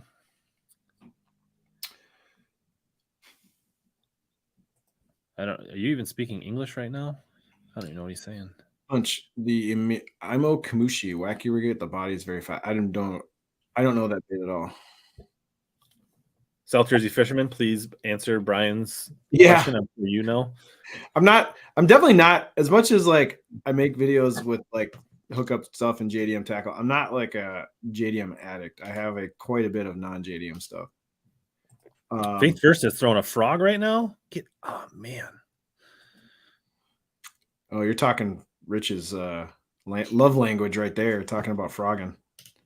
I don't think that's going to help Wheeler. Or if it is, it's only an ounce or two. So if I was going to say a all-around St. Croix rod to purchase, the Victory, there's a they make a 7-1 medium heavy called the Grunt. That is kind of, they're just all-around rod. So they have really weird names, but the 7-1 medium heavy Victory, the Grunt is probably like the just do everything rod. Appropriately named, I guess. Exactly. They're trying to go with like military names for this line of rods, and kind of cringy. Starting to rain pretty good there. There's a glide mag draft and a Hasu River multi-jointed swim. Yeah, they do. Yeah, MegaBass has some new swim bait stuff coming out at Classic / iCast this year. I don't remember what the names of them are, but they've been teasing them in the Japan side. I don't throw swim baits, so I don't. Oh, he's hooked up again. Evers, sweet. Looks like he was throwing some kind of swim bait as well. He's been throwing a glide quite a bit. It feels like it's a good one. Well, that's not. Oh, that's like a jointed 15 is his What smallest. is that? That's 2 pounds, 15 ounces. 3 pounds. What is Pound that? upgrade. Yeah, that's what we're talking about. Ooh, that's a good one for Wheeler. You got a pound. So he'll be right on Evers' heels now. Ooh, his reel Got does a not backlash or needs to fix his reel. Did you hear that? His reel. Well, keep in mind it's a crappy ducket reel, so it probably just sounds like that. He's probably burned it out throwing that swim bait around for the last 3 days. that's the reel begging for mercy and some grease. Those ducket reels are so crappy. It's funny that they make Wheeler use those things. Sounds like a reel from the 90s. Yeah, it sounds like a 1990s Quantum grinding. That's funny. I'm going to make a few casts. So the codes of these two guys have saved me a ton of money last year. Well, we're happy to help. We appreciate it. Swilly Nelson. That is a really good YouTube name. Even with the icon. Yeah. Wheeler isn't in his own boat. Yeah, he was in one of those icons. He wasn't his own boat earlier. Did he have to switch? Did I miss that? Because I feel like the icon. You can rewind the stream. I can't because it's in a commercial. Oh. But early in the day, he was definitely in his icon, but that didn't look like his boat there. It sounds like my dad's Zebco 33. Yeah, that was a night. Yeah, what happened to his boat? The icon break down and he had to switch boats? Ooh, scandalous. I mean, it's more likely that it was the Mercury than it was the actual boat itself, but or trolling motor flaked out. So like, but what is he? I want to say, isn't he using an Ultrex this year? And he's not like he's been always tied been to any brand. I don't think. I forget which trolling motor he was using this year. I think he's always been a Minn Kota trolling motor guy. I noticed it was a different boat, but I thought I was tripping. Yeah, maybe did the comment. So we're not listening full time to the commentary. Did the commentary on the MLF mention why he's in a different boat? That's maybe something got waterlogged and it had an electrical failure. That would be funny. That would be funny if he ends up winning the thing and he's not even in his own boat in the final stretch. He's got a he's got a lot of work to do, but I'm just saying that would be kind of funny. Like he wins the REDCREST and they're trying to launch a new boat line, and he wins it in a nitro. That would be funny. Can't make that up.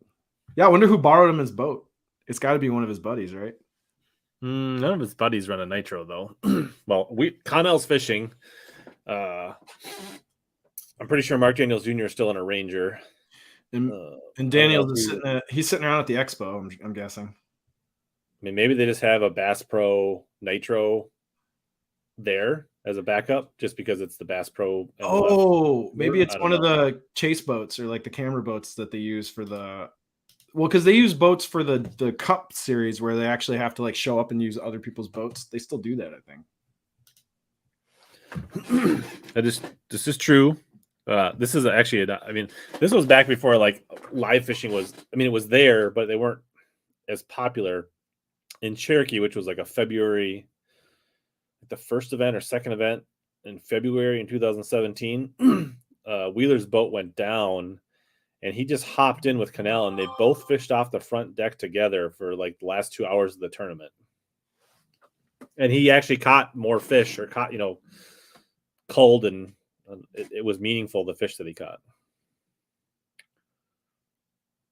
I think it's called the Shift Actuator. And I don't know. That's a good question. Ooh, maybe the Andy Montgomery. That might could be. And Casey is fishing. Oh, yeah, Casey doesn't have any duck decals. That's why it was hard to figure out who it was. Bono says BPS always has a couple spare boats just in case. And Brian muted himself. I kind of like it. Oh, why did I mute myself? I know why, because I was opening up the MLF feed and I didn't want the echoing audio. No, our view count is slowly clicking up. We got like 140 plus on your channel now. 214 total, it says. What? That's awesome on a Sunday, on a chill Sunday afternoon. Look at how everybody's having so much fun. Oh, look at, they're selling rods. That guy's got a couple ducats there. You got a ducket. You got nachos. Oh, there you go. There's Rich's standard. Those concessions look better than the Northwest Sports Show concessions. I'm not gonna lie, dude. And cheaper. All you need is some Mountain Dew and some nachos. That's way cheaper than Minneapolis Sports Show. $7 for a hot dog. $5 for a soda. Hey, it's still cheaper than a Vikings game. I want to say it was $12 for fries and hot dog yesterday. Yeah. I don't typically eat at those things because there's so many good restaurants within walking distance of the convention center. Like if you want to get good food, you only got to walk a couple blocks and there's some good spots. Yeah, I was on a time crunch. That was I ate my hot dog while I was walking through the boats. Nice. Did you get some ketchup on the carpets? I'm not a child, and I only put mustard on my hot dog. Good. Okay, that's good. I'm not a ketchup guy either. I like mustard. I like Money mustard. Bass is reporting Wheeler's lower unit went out. Ooh, on the Merc. I don't feel like Norman's a place where you hit stuff. I could be wrong. No, it's not a stumpy lake, right? Okay. How long are they going to have this screen up? Yeah, okay, I gotta say something. When I was at the sports show, I climbed around in the bass cats. I don't get bass cats. I don't understand it. I'm a tall guy. I'm 6'2". Every single bass cat has like a little bump by where the foot pedal is. I don't know what that bump is for, but when I sit in it, my knee is like jammed into the console on most of their boats. Does that make sense? Because there's like, when you sit under the boat, there's flat, then there's like a little hump, and then they have the pedal on the hump. So I'm like, my right leg, every time I sit down a bass cat, is like, my left leg's down here, my right leg's up here, and it's cramming into the console. I'm like, this cannot, any guy who's over 6 foot must annoy them if they have a bass cat. Am I nuts? I've not been in any of the newer ones and driven them. I know Kent Middlestad's pretty tall, and he runs a bass cat. But I'm wondering if he smashes his knee into the console, because I don't see how you can't. I don't know. There's a lot of unique things about the bass cats that either drive people to love them or not love them. They're so weird. Every time I play around the bass cats, I'm like, yeah, nope, I would not buy one of these.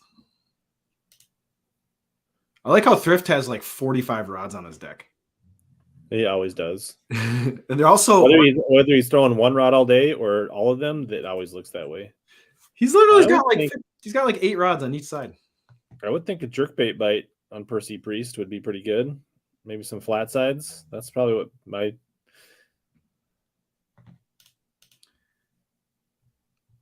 Stop! You're hitting awful close to Rich's heart. On what, the Bass Cat? You're not a Bass Cat guy. I mean, You I had one. used to be. You've switched teams. I will tell you the Camus. If you sit in the Camus, it's roomy and has lots of leg room. Dude, I'm gonna come down. I want to come down and go in your boat, and You could come out to the open house at Intune Marine this weekend. No, I want to fish. I don't want promos. Oh.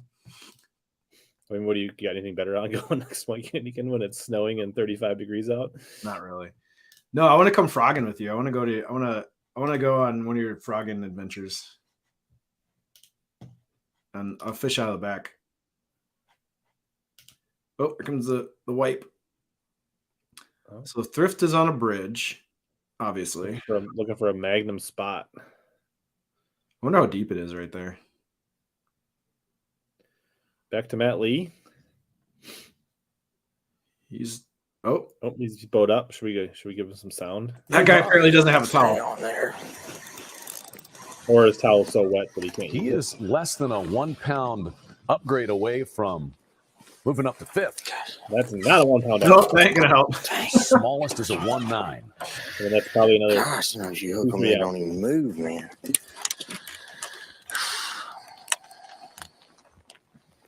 1 pound, 12 ounces. 112. 3 ounce upgrade. Gosh, still, yeah.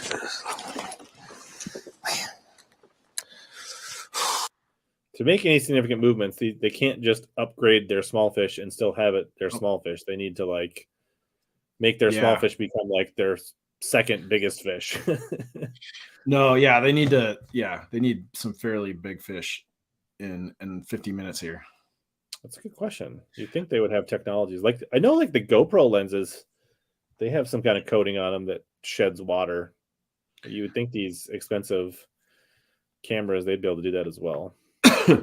Well, a lot of these cameras, if you see them, they have like shrouds that go out over the lens to kind of like stop. I'm guessing in this angle, the breeze is pushing that rain right into the lens. It's probably driving the camera guy nuts. Because look how fast it's getting covered when he wipes it. So my guess is his hand in his towel. Yeah, my guess is he's pointing that camera right into the breeze, and it's just nothing you can do about it. Yep, we did talk about the barge through Pepin, so that's good. Well, I suppose this is the time of year where everyone starts going chasing those walleyes. Well, the dam's open all anyways. Like you can catch walleyes anyways. Right, but this is that time of year where people start launching and going out there a lot. Release areas. What percentage are they used to win championships? It really kind of depends on the lake. I don't know much about Norman. Like, do all the places they go out of the same places? I'm not sure. I know places like Grand Lake. There's certain creeks, and I want to even say Lake of the Ozarks or Table Rock. Some of them, like almost all the big tournaments, like make those major creeks where the weigh-ins are off limits for tournaments. So it really kind of depends. I actually have I got a topic for you. It has nothing to do with MLF, but have you peeked at the results? Because the Bassmaster Opens have had 2 events now, right? 1 or just 1? Yep. I thought they had 2. Okay, never mind. Just you follow. So I was just wondering, like, if there's any surprises of like who's down in the bottom of all the people doing is it 9 events total or 8? Mm-hmm. Yeah, 9. It's probably interesting to look at the top, but I would say at the bottom it's probably too early to. Yeah, it doesn't really matter. Yeah, you can have 1 or 2 bad ones. Probably. I mean, Kent Middlestat from Minnesota, he was like almost dead last with 1 fish after day 1. Then he caught like 16 or 17 pounds on day 2 and moved up to like got in the middle of the pack, which got him like 80 points back. Where he literally would have. He was like, if you finish below 200, you get 0 points. That's crazy. So, yeah. And he was sitting in like 209th after day 1 or something like that. Yeah, I kind of that the Bassmaster Elite events were just like back-to-back weekends. Like, it just seems weird. And plus, like, I can't spend 2 weekends sitting around watching live fishing. Like, I got stuff to do. So I was like, kind of suck. I didn't watch that much of it because I was like, is this too much in I wish they could spread it out a little more. I don't Yeah, understand that. that's the thing is like I talked about this actually in the last live that Brian was on. I thought them going to set the 5 fish was lazy.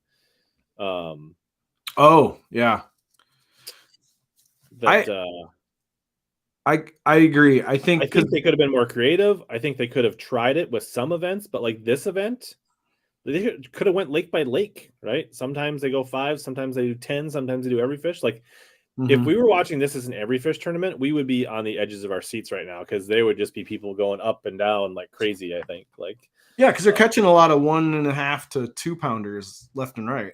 Yeah, like if you make this a 1.7 or a 1.4, every fish counts. Like this leaderboard, like then Thrift, like you're 4 pounds is nothing. Somebody could pull up and catch 6 spots and 10 or 15 casts and blow right by them. You know, like. In the end, though, all that matters is if they get more eyeballs or not. Like whether the tournament is 5 fish or every fish counts, they're going to have the metrics when this is over to compare it to previous REDCREST and like look at the viewership and the attention, like how long did people watch, how were people interacting. So like they'll have a lot of metrics after this to go, did it? And they won't tell us the truth anyways, and they'll say it was the greatest ever. But oh yeah, they'll never actually like. They'll give that data out to like if you and I had a company and we were advertising with them, they would give us that data under an NDA. But like, well, nobody will ever know if this is an improvement over the previous REDCREST because it's 5 fish now versus a total fish. Yeah, this lake has, I wouldn't say no real big fish. It has very few. Like a 5-6 pounder is a really good one on this lake, and there's not that many of them. Well, even the 3 pounders seem pretty scarce. And I think this cold weather has knocked them back a little bit. But the next open is Toledo Bend in a month, April 13th. Oh, geez, that's a ways out. The water temp's not that cold where they need to be worming cranks. I'm actually surprised we're not seeing more crankbaits in general or more jerkbaits, actually. But I wonder if people aren't throwing crankbaits and jerkbaits because it could be that there are a lot of small spots in this lake, I would imagine.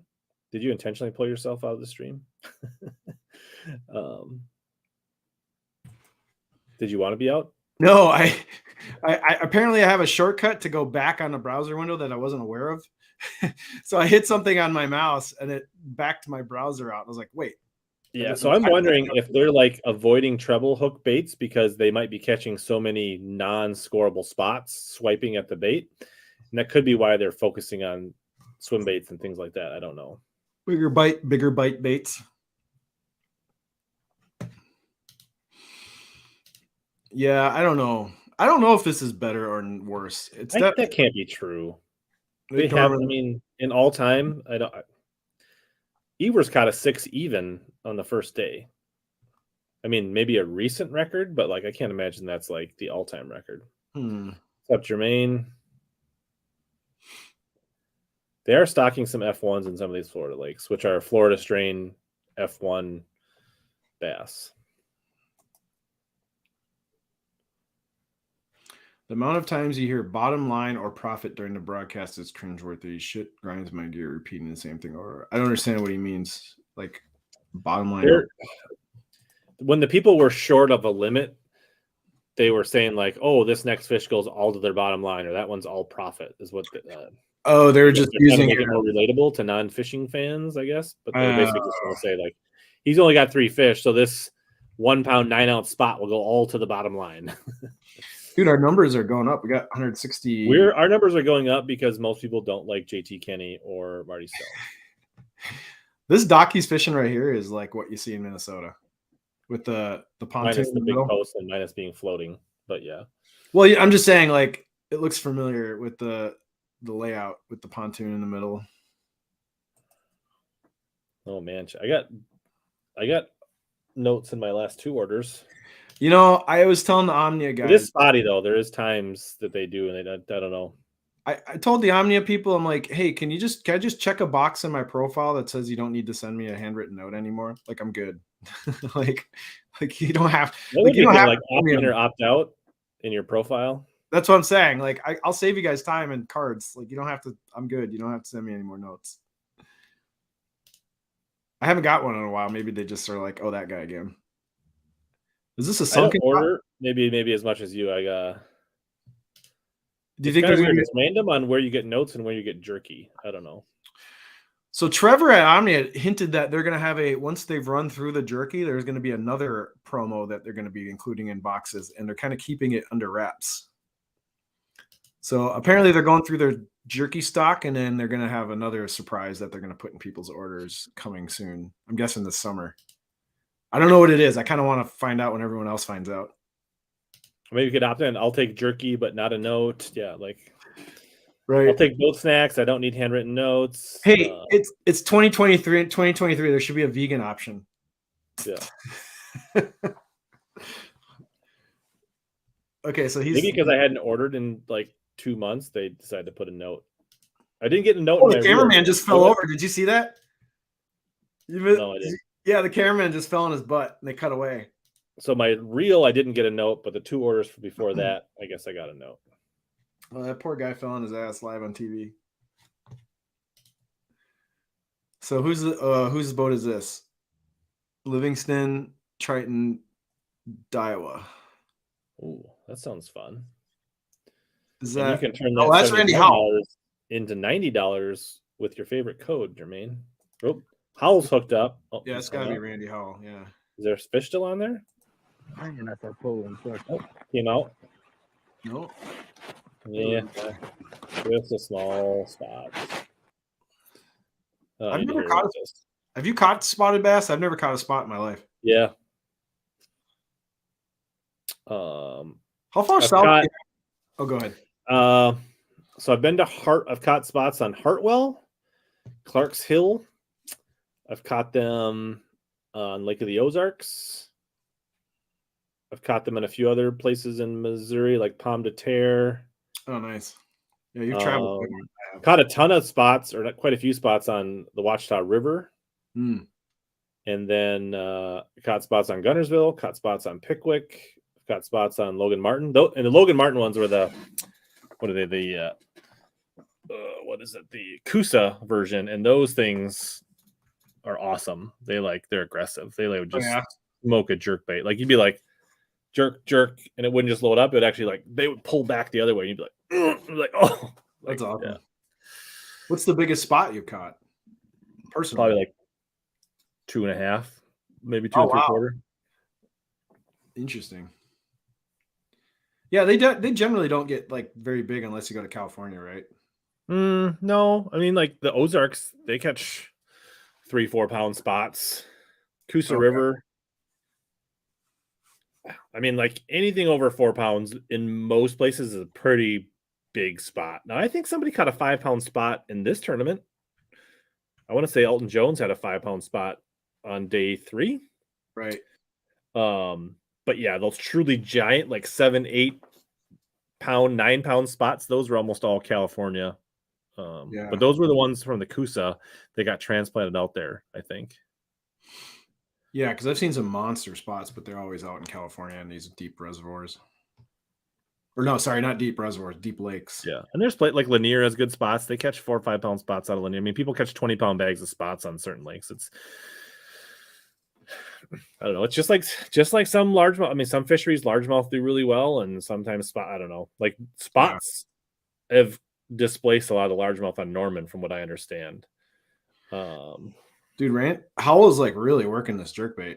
Jerkbait, wacky worm. Yeah. Tad says he caught a 5 pound spot at Lake of the Ozarks. Hey, I know that guy. He's one of us, Minnesotans. Trying to think. I know the spots exist in like the Ohio River. And I know like Missouri. So I feel like there's a band. And I don't know if that's just naturally or if you would think spots would do fine. They seem to do well in cold water, but I don't know. I don't know if it's just like they haven't made it up that far just because of the bucket biology or what, but I bet you spots could survive in Minnesota if they got here. I don't know if we want them or not. I don't know. There's a few lakes around northern Minnesota that have such small largemouth. I think you could throw spots in there and it wouldn't make much of a difference. Yeah, but then you don't want them getting them in other lakes. Yeah, that's a good point. I know the sentiment in like Gunnersville is that people like Who's this? some guys like want to get rid of spots and they like say you should catch and kill them because it affects the largemouth. I don't know. But that's also like, the smallmouth guys say that we should eat all the walleye guys want to kill all the smallmouth and Mille Lacs and Green Lake too. So I mean, I don't know if there's any like truth behind any of that. So Matt Lee just caught a decent one. Yeah. I missed that fish earlier. He's got this knock fight figured out. Whatever section So he's got a 111 here. Let's see if this is a meaningful fish for him. Oh, my hands are soaked. That's gotta be 3 something. Oh, thank you. Large head. 2 pounds, 12 ounces. 212. That's about a pound. No giants, but man, we worked hard for that one. That's Thank gonna have you. leapfrog. Thank you, Shreddy. Go right back over there. Wheeler with that one. I missed that fish earlier. I seen it sitting up. Oh yeah, he's gonna blow right past Wheeler. So he'll be 4th. And then he's gonna be right on the tail of Edwin. I guess there are some spots in Lake McBride and Cedar Rapids or Iowa City. we don't have to drive too far south to find them. Yeah, that's the nice thing is like there sometimes can be annoying in tournaments depending if they don't grow well, but they are actually a very nice, like when you're taking kids fishing or you just want to get activity, they're kind of like rock bass in that respect where you can catch them pretty easily and they fight decent and Oh, he's trying to slip it right under the pontoon. Let's see if he gets it. So Doug he's says the one caught throwing 9 spotted bass on Bay Springs, which is like Mississippi, Alabama border. I think this is 5 pounds. Oh, he's skipping that cull shad around by the water, jet skis. Ooh, it looks like a small one. That's his 5th one though. No, I guess he got his 5th some other time. But yeah, that whole, did you see this? The whole Tucker Smith lawyer, the whole sitting, pushing a guy out. It was just stupid. No, we talked about it. We talked a little bit about it on Wednesday night. Who was I talking with? Was I talking by myself? I feel like I talked about this on Wednesday night. Oh, when you're doing your solo stream. Yeah. Oh, it's got a backlash. How many back? Oh, yeah, the score tracker. So that's weird. Like I remember last year, the score tracker was ahead of the coverage. This year, I feel like the score tracker has been lagging. But so not consistent. Matt Lee's still in 5th. So he's only 1 ounce away from Wheeler.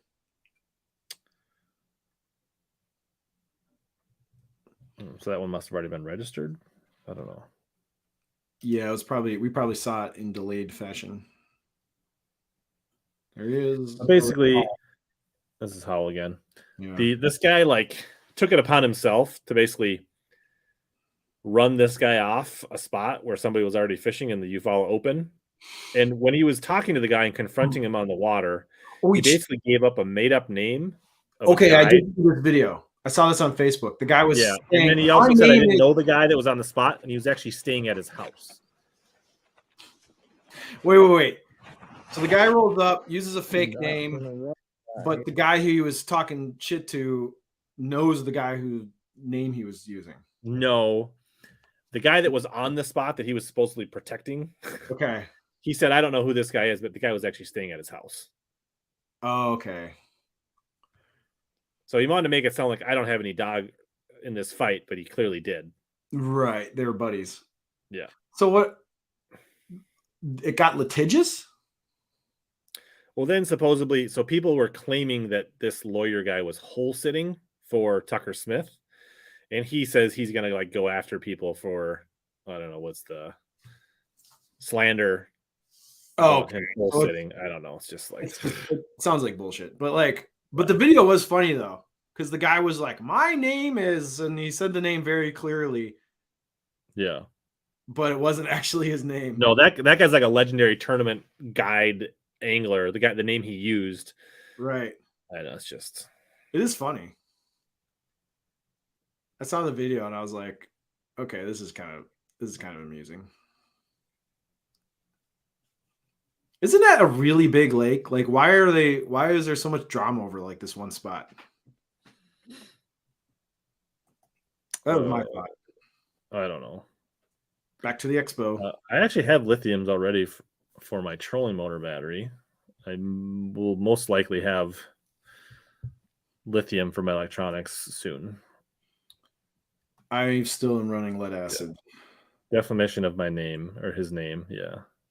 So my boat's not very big. It's only like a 19, and I have a 36 volt system. So like I have way more battery than I really even need for my size boat. And I just go to Walmart and I buy the 3, like the Walmart interstate version of the batteries. They're only like $90, and those things last me a long time. So that's usually what I do for my trolling motor. But last year I made an expensive purchase, and I bought the big AGM, like the big interstate AGM that was like $400 or something like that. I bought that for all my electronics because I noticed that now I'm running an active target. I was killing my old battery pretty quick. Like it wouldn't last more than 2 days without a charge. So I went with like a big badass lithium or a big badass interstate AGM. I was like almost $400. But now I can go a whole weekend without a charge and run the active target and my graphs and my live wells. Although, did your boat get on playing good? Oh yeah. Yeah. Okay. No, my boat's pretty light. So I just didn't know. Like sometimes, because yours what 18-footer? It's just under 19. Some of those I know, like for a while, like the Triton 18-footers, like if you put a 3 bat, you start putting 5 bat or big, like they would not get on plane for nothing, right? So that would be one thing. If you have a model that doesn't get on plane, then like you could save a ton of weight. But I can't say that I fished in. No, I feel I had lithiums in my boat. The one year I took it out on Monticello when it was probably in the high 20s. My understanding is that the operating temp is not a concern with lithium. It's the recharge, the charging is what I am not an expert. Yeah, beats me. I'll eventually do lithiums, but like my boat's mostly fun fishing and I can charge it a lot. I don't have to, I don't know. I've never really maxed out or like had issues with running lead acid. Mm-hmm.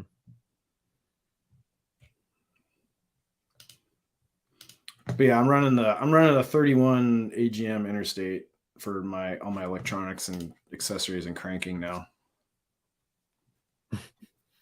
Scrubbed the guy from the podcast and all pictures. Who's it you talking? Was Mercer buddies with the guy? So Mercer was friends with the guy in the viral video. That's funny. I do not know that man. Erase him from your social history.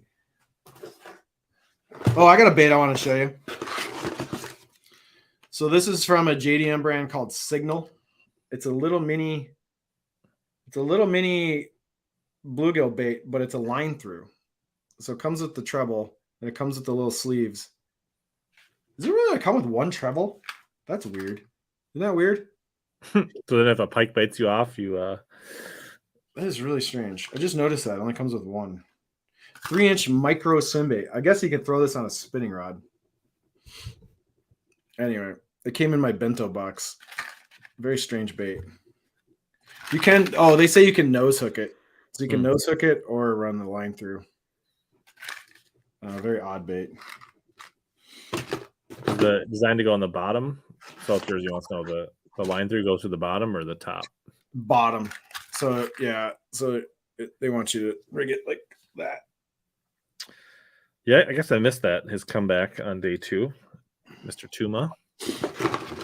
I think I've only seen the argument itself on like TikTok. I think did you see the actual like argument on Facebook? It was on Facebook. People were just sharing it left and right. Where it was the footage from the guy's boat where the guy rolled up on him and he was like, "You guys are on my spot. I'm gonna drive circles. He was like basically saying, if you guys don't leave in 5 minutes, I'm just gonna circle you guys and blow up the spot until you leave." He was being. I guess I didn't see that on Facebook, but then there's also a video of the guy that ran up on him where he like goes through his whole lawyer spiel on like why he was and all that. Oh, I didn't see that one. I only saw the one where the guy was threatening to like drive around. He was like, "I'm going to do circles around you for the rest of the day if you don't leave." It was kind of funny. People are dicks. Have you ever used one of these? Evergreen Flat Force? No. Me either. Looks nice. Got one of these in the bento box too. I'll stick with a Fritz side or a Jackal Bling. Have you broken any Fritz sides? A lot of people complain Yeah. that the bills blow up pretty I've easily. broken several bills off of Fritz sides. People say the Fritz sides are not very like durable. So yeah, is it really basically the kind of the same thing? It looks pretty similar to the Bling, doesn't it? I could compare. I have one right here. The bill's a little different, but This is a bigger bait than the Bling. okay. This is a little bigger.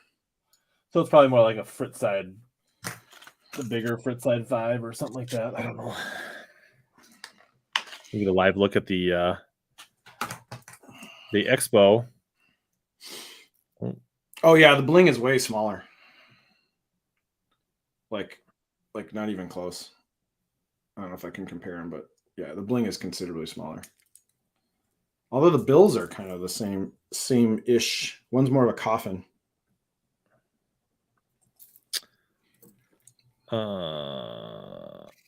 Worst on the water.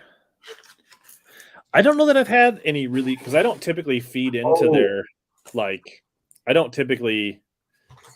stay very polite and level-headed, and I don't tend to escalate things. Mm-mm. Kind of like when people like get road rage around me, like I don't feed into them. I usually wave and smile at them, which makes them more mad, but then they don't really know what to do. So, this fall I had a dock encounter, but the lady wouldn't even get off her deck to come down and yell at me. So I was fishing. I was on a dock, fishing a jig, skipping in under whatever. Lady from her like a big hill up on the deck. She just yells down at me. She's like, "Could you not fish our dock, please?" You know what I said to her? I said, "No, I'm gonna fish your dock." Like I was just like, "No, I'm not going anywhere." Anyway, she asked me again. She's like, "It would just be really nice if you guys could just not fish our dock and leave us alone or whatever." And I was like, "No, I'm gonna fish your dock, and when I'm done, I'll go to the next dock." I didn't move, didn't say anything back other than that. It pissed her off. She was mad, but I was like, yeah. I'm like, no. There was a guy on Whitefish Chain on Trout Lake back when I was younger that would get really aggressive and run down the dock. He was pretty aggressive. I would typically try to avoid him, or like if I was fishing it, by the time he got down there, I would typically be like a dock down. But there was a guy in Big Marine years ago that was psycho. Like he would get out and drive around your boat and throw stuff at your boat, and yeah, really. There was so Brian Bankston, who we know works at Into Marine. He was fishing a regional that I was also fishing on Vermilion, and there was a kind of north central part of the lake. There was a cove. I don't think this person lives there anymore because I've been there several times and never seen this guy. But he discharged a firearm. I didn't say he shot towards Bankston's boat, but he definitely discharged a shotgun or a rifle. No way. But it was into the ground or into the trees or whatever, like in his presence. So yeah, I would say that would get me to leave your dock. Like if someone's brandishing a weapon, I'd be like, "Yep, I'm good. I'll move on to the next dock." like if you're just gonna yell at me to leave your dock, I'll probably ignore you. But if you're gonna pull out a weapon, then I'm gonna move along. I know there's some people on Minnetonka that are pretty belligerent. You know what's funny? I try not to go out there. So in reality, I've had way more good dock experiences than bad with people around Minnesota because people are generally pretty cool, and a lot of the people who live on lakes fish too. I've actually been on a dock. I was dock fishing on Green Lake in Chisago area. Minnesota people know this. Like, I was working a dock, and this guy comes out. He's got a really nice speedboat. I'm fishing his dock, and he's like, "Hey, catching anything?" And I'm like, "Oh, a few here and there." He's like, "Hey, right over there by this other guy's dock, if you go out about 15 feet to the left, there's old pylons from a dock that used to be there." And he's like, "There's usually some good fish on that spot." And I was like, "I like you." And sure enough, I went to that dock. I went about 15 feet to the left. I live scoped down. Sure enough, there's like remnants of an old dock. I threw a Nico rig down there and caught a bass. I was like, why can't more dock owners give us information? Like, that was amazing. Eric, I don't think he's there anymore, if I'm being honest. He's talking about the Vermilion one. Most dock owners want to just chit chat with you. Like, I would say but I think what happens is like the vocal few, those are the ones you remember. You don't remember the people that are just like, hey, how's it going? How's the fishing? You catching any? You know, like, and then there are like, I remember there was one person on Vermilion that was like, hey, watch out, there's a big boulder over there. don't hit it with your trolling motor. Like, noted. Right. let me go mark it so I don't hit it next time. And then some of my favorite exchanges is up in Wisconsin. There's this lake at my campground, and there's a few old timers that just kind of sit off the end of their dock and bobber fish at the end of the night. It's like, you know, their thing that they do. And if you go by them when they're bobber fishing, they will just talk your ear off. Like they'll ask you all these questions. They'll be like you going by their dock and fishing their dock and talking to them is like a highlight. They're like super excited when you come by. I get the feeling that nobody really cares about REDCREST because nobody tells me I don't reshare the screen. Oh yeah, we forgot we're actually supposed to be. Nobody's like, oh, bring back up the feed. Most places, harassing fishermen is illegal. Most places, all public water is accessible, but there are some exceptions. I know, like Louisiana has some funny rules about ownership of water. I feel like Illinois might as well. You know what I've noticed recently that I didn't notice before, but there are certain dock owners on certain lakes up in the North Metro here that get hit a lot by tournament fishermen, and they're starting to put some netting down, like they're putting some material down at the end of their dock so you can't skip under it. Like that's smart. If you don't want people fishing your dock, don't yell at them. Just put some obstruction underneath the dock that you can't skip a worm under there. And you know what? We're just going to move on. You know what I mean? That makes me want to fish it harder because it knows that most people will skip it. You're like, I'm still getting the bait under there. Connell, back to the the red light. Is that Connell? Yeah, it is. Yeah. Back to the red light wall. Another small one. Probably help him a little bit, but I don't know if it's won't leapfrog Avena. Got a little belly on it. I don't know. Right.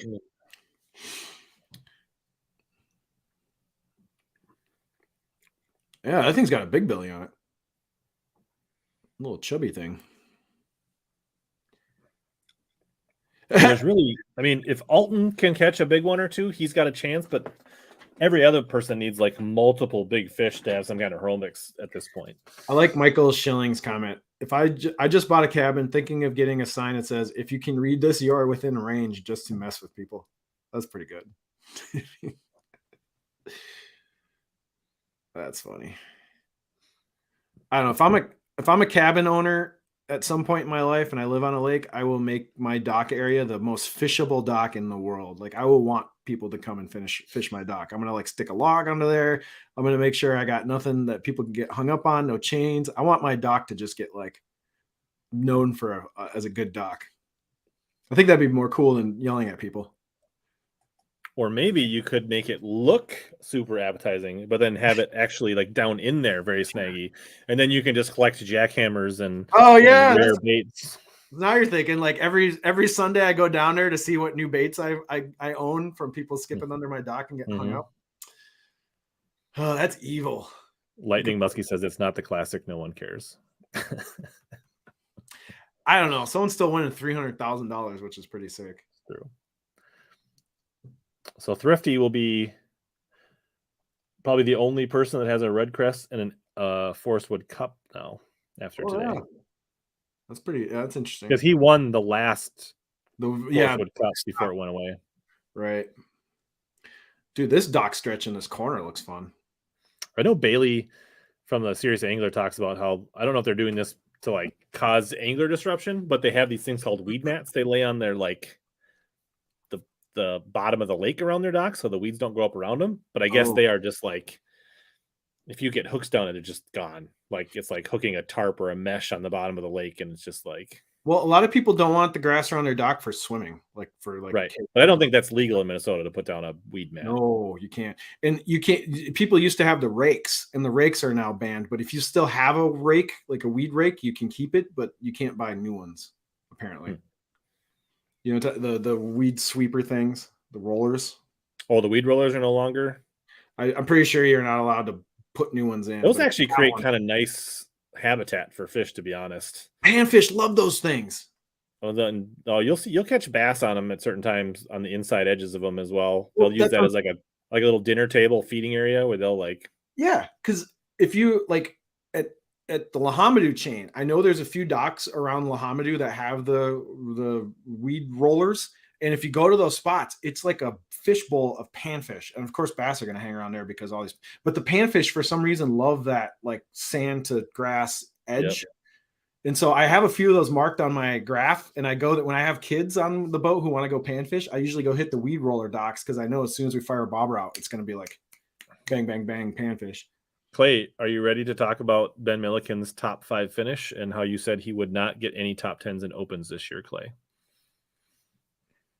He was cranking too, wasn't he? I don't know. Maybe. I was looking at the after report, and Milliken was showing off some 6 cents deep cranks that he allegedly was using for that finish. But there's no cameras. I'm sure he probably filmed it all. Has he uploaded his? He operated his first day of practice. There you go. At least you owned up to it, Clay. He says, I was dead wrong. Now they're going to Toledo Bend, which I would imagine is going to be a good event for him. So I hope Milliken kicks ass. Why not? And the problem is, like, if they're outlawing the weed rollers, that means more people are going to be spraying for weeds, which is a problem. I actually don't have a problem with weed rollers. I think they're actually pretty good for our lakes. Yeah, they're cool, but I think they're also kind of expensive, and they break. Like if you're a boat, if you own a dock, expensive to maintain. Yeah. Right. I hate the spraying. The spraying is so bad up here now.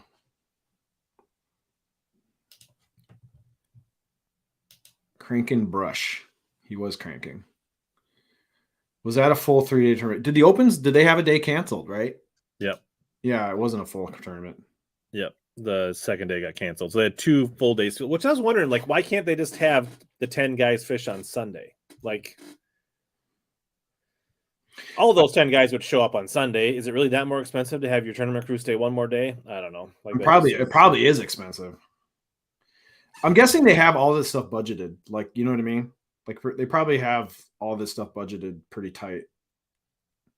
Maybe their permits and everything else is only allows them. I saw the day 1 practice tournament. I haven't seen any of the other ones.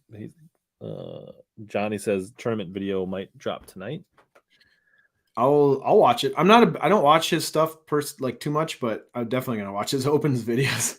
Those are gonna be good. He's got quite a bit of tournament experience, a lot of team stuff, and a lot of stuff in the Ozarks and Texas and Nebraska. I do play the MLF version. I'm actually doing better in MLF than I am in Bass right now, but that's not saying much. I have not touched a fantasy roster yet this year, and I probably am not going to. You might be able to answer this better than I can. Which Ishikawa treble hooks light standard? I don't know how they compare to STS 36s. Honestly, I don't use those, so I'm not an expert. I would say probably the standard because ST36s are like pretty normal, like size. They're not light wire. So if I was gonna, my gut instinct would say just the standard ones.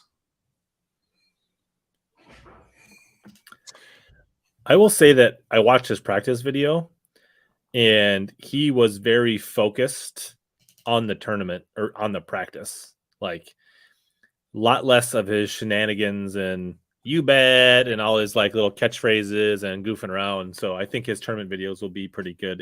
If that's the kind of stuff that you don't like watching in his video, is his kind of like antics and kind of like then I think in the tournament video, I don't think we're going to see a lot of that.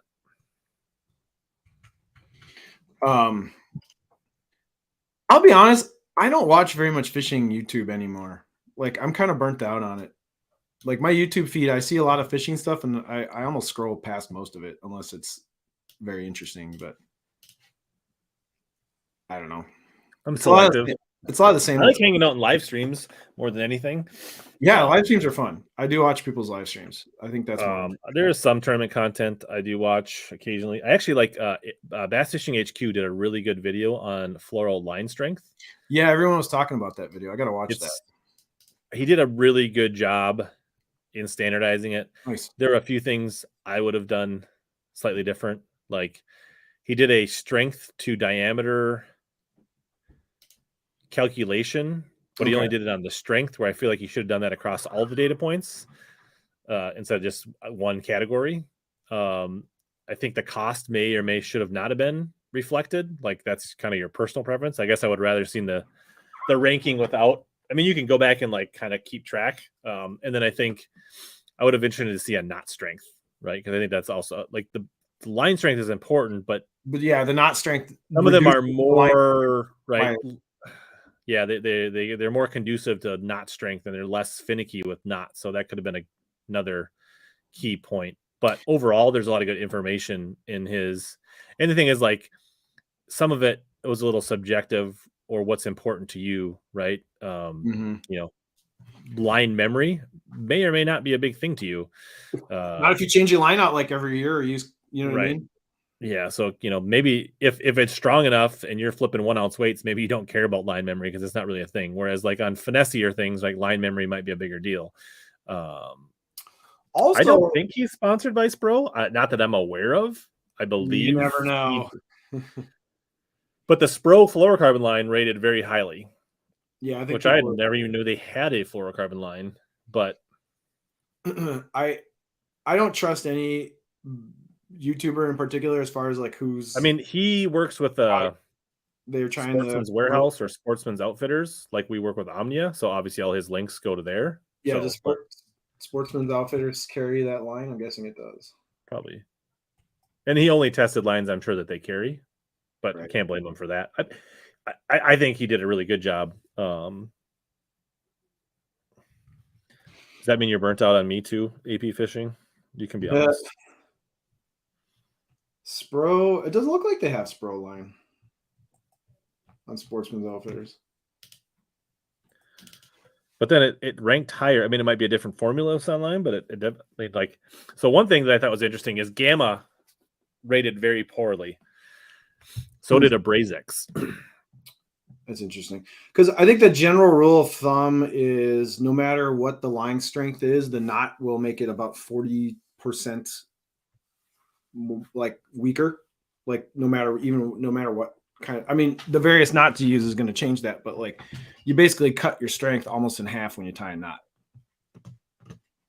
But either way, I think there's some really. I mean, like the abrasion rankings that he did, where he basically ran it over. How many rotations of sandpaper before it broke? Like that's pretty cut and dry. Like I'm pretty like uninteresting when it comes to line. I basically buy either FC Sniper or Invizix for all my Sniper and Invizix were like top above average, but not right at the top. They were like in the top third or top quartile. So like right. But I've never had problems with them. Like, you know what I mean? It's just like, it's always been, either of those have just been really solid for me. And I started playing with Tatsu last year, and Tatsu is very interesting. Like I didn't rank as highly as you would think it did. Well, Tatsu. So to me, after using Tatsu for a whole year, like I put it on 2 specific rods. There's 2 rods I have Tatsu on, and because I wanted just 2, just so I could compare it to all the other stuff, and how soft Tatsu is and how easily it comes off the spool and how it casts is so different than the other lines. Like, yeah, it might not be as strong or as abrasion resistant, but it feels way softer. Like, especially for like stuff like dock skipping. It's awesome. I wonder how he did in views, because I feel like if that video does well, maybe he'll do more, because that'd be interesting, because he only did 20 pound, which I feel like I don't know that you can translate across all lines just by looking at 20. It'd be interesting if he did like 8, 14 and 20 and gave like, I don't know. And I think 20 is even heavier than most people use. I think most people are in that like 12 to 16 pound for the most part. Like I don't use 20 that much. That's interesting. These tests should be done underwater. Go in a pool and do them all. Clay. I would guess that South Jersey can tell you, or maybe where you can get the tungsten jackhammers. Gonna guess you're gonna want to hit like Digitaka or Japan Lure Shop are probably the 2 places I would look. Japan Lure Shop is usually good for that kind of stuff. So whose boat is this? Is this Wheeler? It's true that like, I haven't been fishing in 3 months, but I could do more like tip type videos, but I just haven't been that inspired to do like. Boy, I wonder, Rich, I wonder why you haven't put out a fishing video in 3 months. He doesn't ice fish. That's why. Yeah, there's been a lot of guys fishing mag drafts, cull shads, those type of baits, small glide baits. You want to know why we haven't made fishing videos in 3 months? That's why. Yeah. And it snowed again today, and it's going to snow again tonight. We're sub-zero up here. Hopefully, mid-April, another month, I'll actually be able to go out and record. God, I hope so. I hope we. Yeah, that is true. I have swapped out quite a bit of rods and reels. I could do an arsenal update. The problem is we got flooded with so many fantasy fishing events. Now we get a little break. I can hopefully weave in some more content. I really don't like. I'll be perfectly honest. I don't like doing my like yearly rod and reel arsenal videos because they're kind of like flexy and they take a long time to do and blah blah blah. But the views on those videos are crazy. Like my arsenal videos, like the numbers on those things are bonkers, especially for driving traffic to Omnia or like any affiliates. Like I have to do those videos because they get a ridiculous amount of views, even though I don't. And they're kind of evergreen. Like a lot of videos like spike and then they get no videos or no views, right? Whereas like those rod arsenal videos seem to like get steady traffic for a long time, which is weird. Oh, and they always go over 10,000 views, like pretty steadily. Like I'm shocked at how many people want to sit and watch how many. Although I say I kind of like the Arsenal videos, and plus my Arsenal is a little ridiculous, so I think people like. I think my Arsenal is getting so bonkers that like I think people enjoy seeing all the really bad financial decisions that I make. I mean, I probably have bought at least 5 or 6 reels and 5 or 6 rods since I last did. And switch certain things up. So between my last two rod and reel videos combined are pretty much 20,000 views. Like if you smush them together, that's pretty. I don't know. That's fine. They get a lot of comments too. A lot of people like really hit the comment section on rod and reel arsenal videos. They also drive a lot of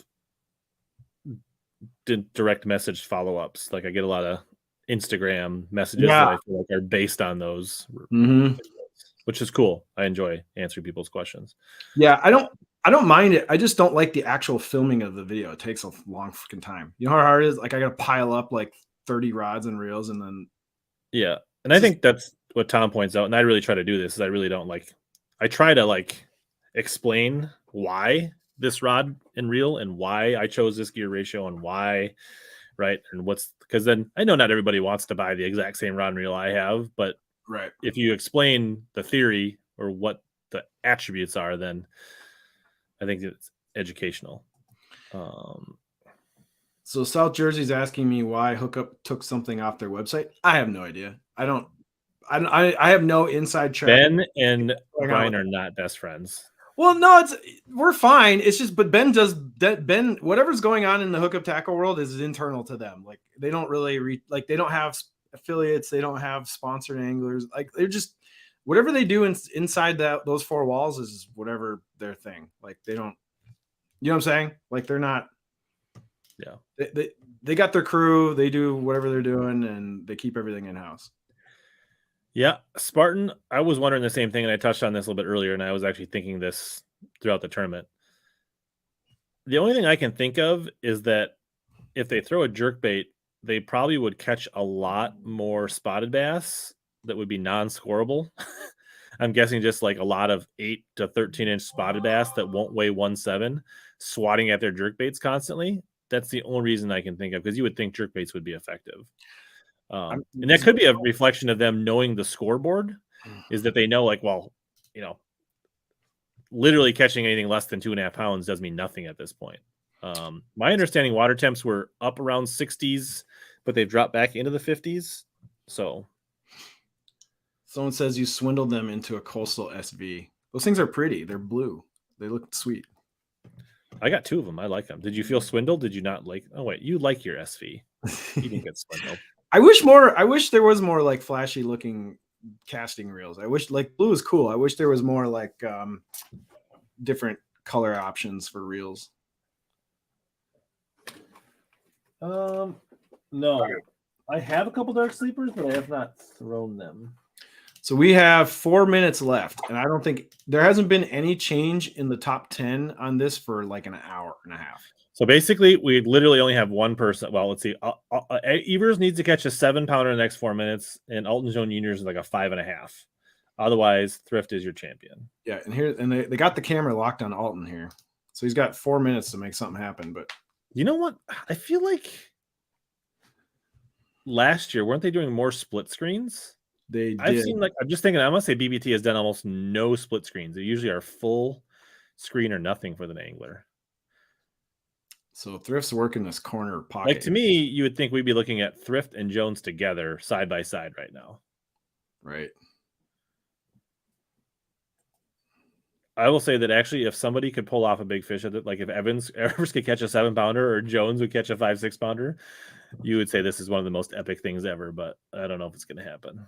No, this third period on this thing has been super boring.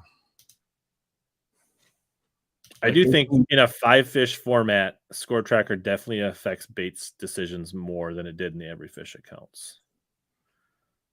So Adrian Avina had like a good run there for a little bit, but he didn't really move up that far. He was so far back, it didn't matter. Yeah. Matt Lee was catching a few, but he didn't really move up that far. Thrift, Alton, and Evers have basically just camped out in the top 3 the whole day. I guess there's I mean, Ashley could catch an 8-pounder and still win in the next 3 minutes. Yeah, this probably isn't the finish they were hoping for. I can't. This is actually because I figure like whatever 5 or 10 minutes into our broadcast, I was like, unfortunately, Thrift probably took all the excitement out of this. Oh, I gotta. I mean, honestly, since we've come on, there hasn't been outside of it's been nothing. Ashley caught a 5-pounder. There really has been hardly any notable catches. And Thrift did all that damage in the second period at the end, and that kind of took the excitement out of this third period. We're 2 minutes away from watching Thrift rack up $300,000. Yeah. And light a victory cigarette. Light a heater. Yeah, he's got this in the bag. Is the Skinny Dipper a good bladed jig trailer? You don't see Skinny Dippers on the back of chatterbait. Okay. I think the little dip, I prefer not as aggressive a paddle tail. I like the Arsenal minnow, which is much more subtle, or a straight tail. Something like a skunk shad or a fluke or something. The Arsenal minnow has really... The paddle tail drags and it deadens the action of your chatterbait. Yep. Typically. So I think I want... if you want your chatterbait to hunt and be erratic, you typically don't want a lot of drag in your trailer. I pretty much use on an arrow, right. I pretty much use 3. No fletching, it does this. If it fletchings, it drives straight. So the more drag in your trailer, the more straight and true your chatterbait will run, and it makes it less erratic. Yeah, you want it to be all crazy. I use basically 3 trailers: the Zacho, the Razor Shads, and the Spunk Shads. Or the depths version is called the Death Adder or whatever, but it's way more expensive than the Spunk Shads. You can just get Lucky. I definitely like the Skinny Dippers and Little Dippers on swim jigs much better than bladed jigs.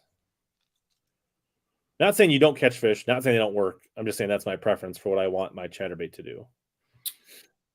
I heard the Hazedong Shad is a good one on the back of a chatterbait. The Hazedong Shad's so thin, and chatterbait hooks are typically pretty thick.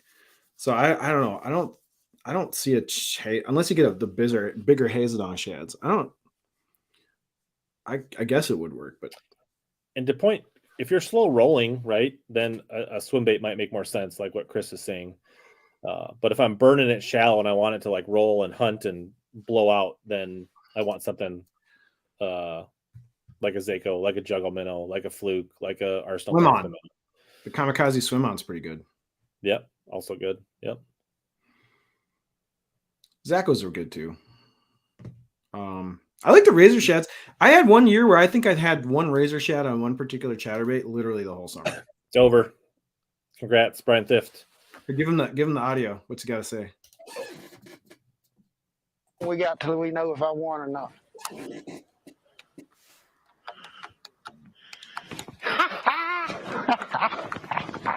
Right to say. Oh my God. Did I win, Butch? Oh my God. Oh my God. It feels so good. 2 years ago at U-Fall, I was leading going into the last day and thought for sure I had a really good chance to win and ended up barely catching a fish the last day. So Lake Norman's been awful good to me. Whew. It's a great promo for Blackfish. A tear in my eye. It looks like water, but there's a tear in my eye.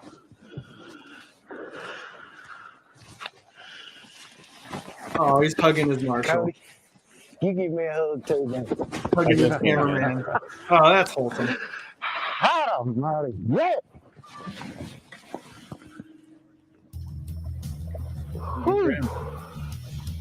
There you go. Bryan Thrift, 300K. Park race. Expo and Conference Center in Charlotte. Yeah, we don't want to listen to you talk. I saw people mention the Mana Scrub. I actually use that on Chatterbait quite a bit as well.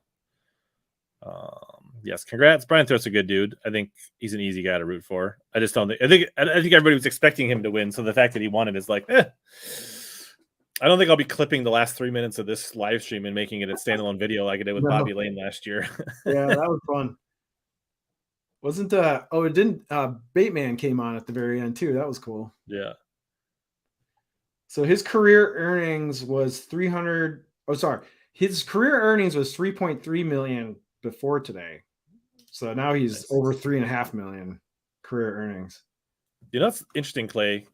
Thrift has shown literally no interest in fishing a Bassmaster Open or anything like that to try to get into a club. I mean, it just No, he never I think dabbled. he's making so much money fishing MLF, FLW, whatever. Like he's pretty content. I think he likes the titles, but I think he likes the money more than he likes the titles. And I think he's like pretty content and just making a very good living and doing what he's doing. But that's the vibe I get. I feel like he's talked about that on his Let's Talk Fish thing a little bit.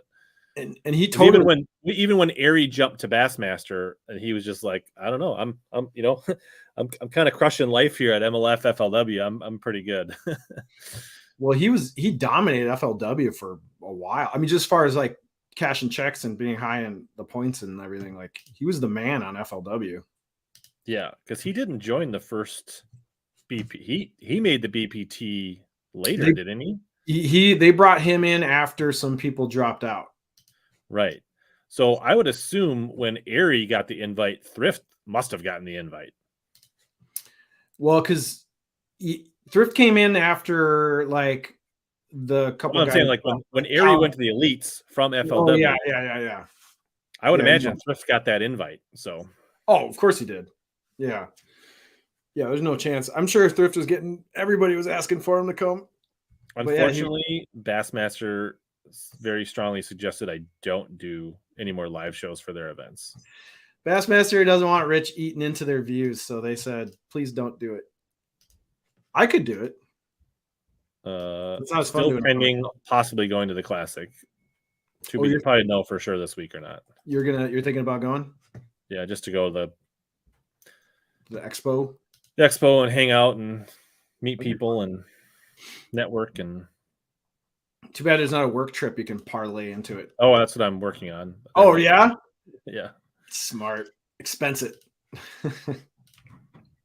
Well, not the whole thing, but at least like get me close enough where I can drive with a rental car and not have to shell out for my own tickets of flights. So I was just speaking of work travel, I was just in Miami like a couple weeks ago, and I've never been to Miami before, and I was smitten with that city. That area is so cool. I really wish I would have had more time to hang out and do some fishing, but I was just there for work for a couple days. But It was very hard to come back to Minnesota after being in Miami when it's 80 and beautiful every day and like no humidity down there this time of year. It was rough coming back. I was like, can I just stay for like a month? Yeah, I don't think he wanted to do the every fish counts. He basically didn't move to the BPT until the writing was on the wall that the, pro circuit was not going to exist for much longer it's the way it was. Right. So, well, he made a good move because he just won their championship. Yeah. So he won the last cup and he won the fourth REDCREST. So it was Evers, then Connell won a REDCREST. Oh, and then Lane, and now Thrift. Why did I think Ott won a REDCREST? He didn't. I don't think so. No, he won it. He won one of the BPT events. He definitely has won a couple BBT events. Right. Yeah. Scott Martin turned it down initially, and then very badly wanted to get over there once they figured out that. So I did watch Scott Martin's Okeechobee videos from the first Elite event that he put on YouTube, and they were pretty good. I actually thought long. Well, I guess I don't know. I should say that, but people they are way too long. People watch these 2-hour replays of my streams, but like I have a hard time watching a 50-minute fishing video. But I cannot watch an hour-long practice video. If your practice video for an event is over an hour, I am scrolling right past it. Like, nope, I'm not watching you practice and hang out with your buddies in the because it's all the same. It's like, hey, we're waking up, we're having breakfast. We're gonna go out and practice, and then we come back. And it was pretty close. 14-12 was the biggest bag of the day today. I feel like that was pretty close to what I did in the predictor game. But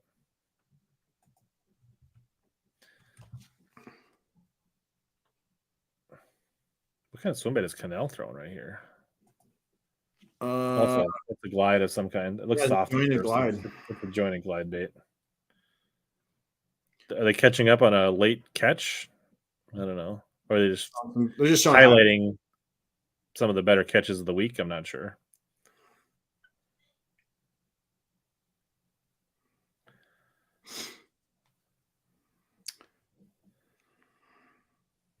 Come on, Matt. Get a hold of that fish. Decent spot. But, yeah. Yeah, I mean, why wouldn't he? Ben Milliken. Gotta get that ROI. So many videos. Like, those videos are going to blow up because he did so well. All the hardcore people are going to be watching those. Like, all the tournament nerds and all the, like, those videos are going to blow up. Clay, how do you really feel? Yeah. There wasn't that many highlights. Like, not a lot of big fish, not a lot of like dramatic catches. This REDCREST was pretty boring. But I think as in every fish, it actually would have been a lot more exciting. But we kind of talked about that before. Absolutely. Like this. And the fact is, there was a lot of swim baits thrown this week for people that like swim baits. There's another glide bait catch by Evers. Yeah, that's a good point. But a lot of those swim bait fish were 2.5 to 3.5 pounders. Swim baits and wacky worms seem to be the dominant techniques. A little bit of shaky head, a little bit of jig, but yeah, if I was going to just say 2 baits, well, 3 baits, it would be the boot tail, small glides, and a wacky rig. Right. Oh, well, Thrift did a lot of damage on a chatterbait. I'm assuming a jackhammer. That is true. His big fish all came on the bladed jig, but he seemed to be the only one throwing it on camera, at least. At least that made it this far. But he was, like I said, he wasn't just winding it shallow. He was fishing like an offshore spot, and he was more like, this is it, right? This is where his chatterbait went down. Yes. And he was more like really creeping it and like lifting it off the bottom. And oof, it looks like a white one too. Yep, it was definitely a shad white-ish straight tail. It looked like on that a silver blade.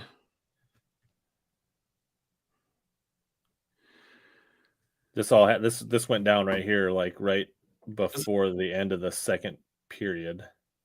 Yeah, I was watching this at the gym. I was on the cardio machine watching Thrift nail him with the jack. You ever see Edwin Evers 6-pounder? No, that's Casey Ashley. This is the big fish of the day, the 5-pounder. We actually watched this one earlier. And he wrenched $1,000 for catching a 5-pounder today. Looks like you got on the jig and the pig, yeah. Jig and the pig. That was a big fish. I think Ott's win on fork was just a regular BPT event. Yeah. This is Evers. There's his 6 even. Gets 3,000. Wasn't on camera when it happened. Just the judge catching a cell phone picture of it. The fish is very light colored. Thrift always has a lot of rods on the deck like that, JP. That's very standard Thrift MO. Yeah, he he's got all of them out. Nice job, Carol. How long have we been streaming?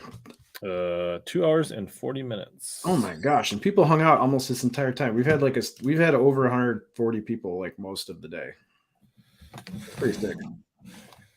I think that is that more of a testament of how they like the stream, or just how much people detest the broadcasters for Major League Fishing. Or people just are really bored on Sunday afternoon and want to hang out. Let us know. Is it because you enjoyed this, or because you detest JT and the crew? I think JT Kenny's kind of funny. Like, I like his dry, self-deprecating humor. Like, he's kind of I think, here's a controversial opinion. I think JT Kenny is more funny than Zona. Zona, I don't think is funny at all. I think Zona just says ridiculous shit and is a goofball.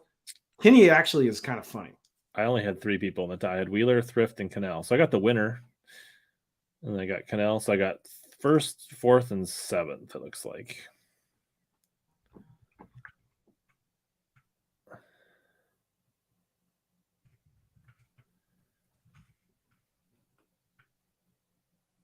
Yeah, I understand. People would be fishing. But I say why you choose, hundreds of people chose this instead of the watching the actual broadcast. So my dad says he's doing his taxes. I need to do my taxes still as well. Dad, will you do my taxes too? Because I haven't done them. I'm going to let my dad do mine. I had time to kill. Let's see. Stay home to watch instead of fishing. Something wrong with that. And it's like 43 out. Water. That's good. That's funny. I like that. And what do we need the other guy, the non-fishing guy? Does he add value? He's just a really good announcer. He's like the voice. He used to do like college football, like that guy. He's got a killer radio voice. I get why they have him. They actually need to put more of this guy on. Rob Newell. Yeah, he's kind of probably about starting 3 days ago. Probably starting in the knockout. Here's what they do: they round. ditch the voice guy and they put Bryan Rob Newell Thrift on had snuck up that river at the end of the day, and started catching some fish. And it's quintessential Bryan. Daniel says we are more interesting than the actual broadcast. Aw, thanks. So I gotta go. I'm gonna go sell some gear. I got a mega bass rod and a reel I have to go and deliver to some folks. So that's my rest of the afternoon is gonna be running around hustling some fishing gear. Maybe I'll try to make a video today. I have to do some work stuff too. I've been slacking on some work related items I need to knock out. All right. Well, thanks to everybody. Yeah, this is awesome. This is super fun. I'm glad everyone hung out for so long. Thanks for hanging out. Yeah, we had definitely made it more interesting for us to watch hanging out. I feel bad that we didn't do a giveaway. We should have planned it better. Next time, Brian will give away several mega bass rods. If I had some time to cobble some stuff together, I could have done a giveaway. We'll do it next time. We'll do a good giveaway next time. Sounds good. Well, appreciate everybody. Should be back Wednesday on my normal live slot with Shane Durant, who's one of the photographers for the Bassmaster Elite Series. So we're talking about some behind the scenes stuff that goes on at the Bassmaster tournament. So that should be interesting. Interesting. All right. Thanks, everybody. Have a good remaining Sunday night. Be safe. Be good. And we'll see you guys later. And try to suck less at fancy fishing than I have this year.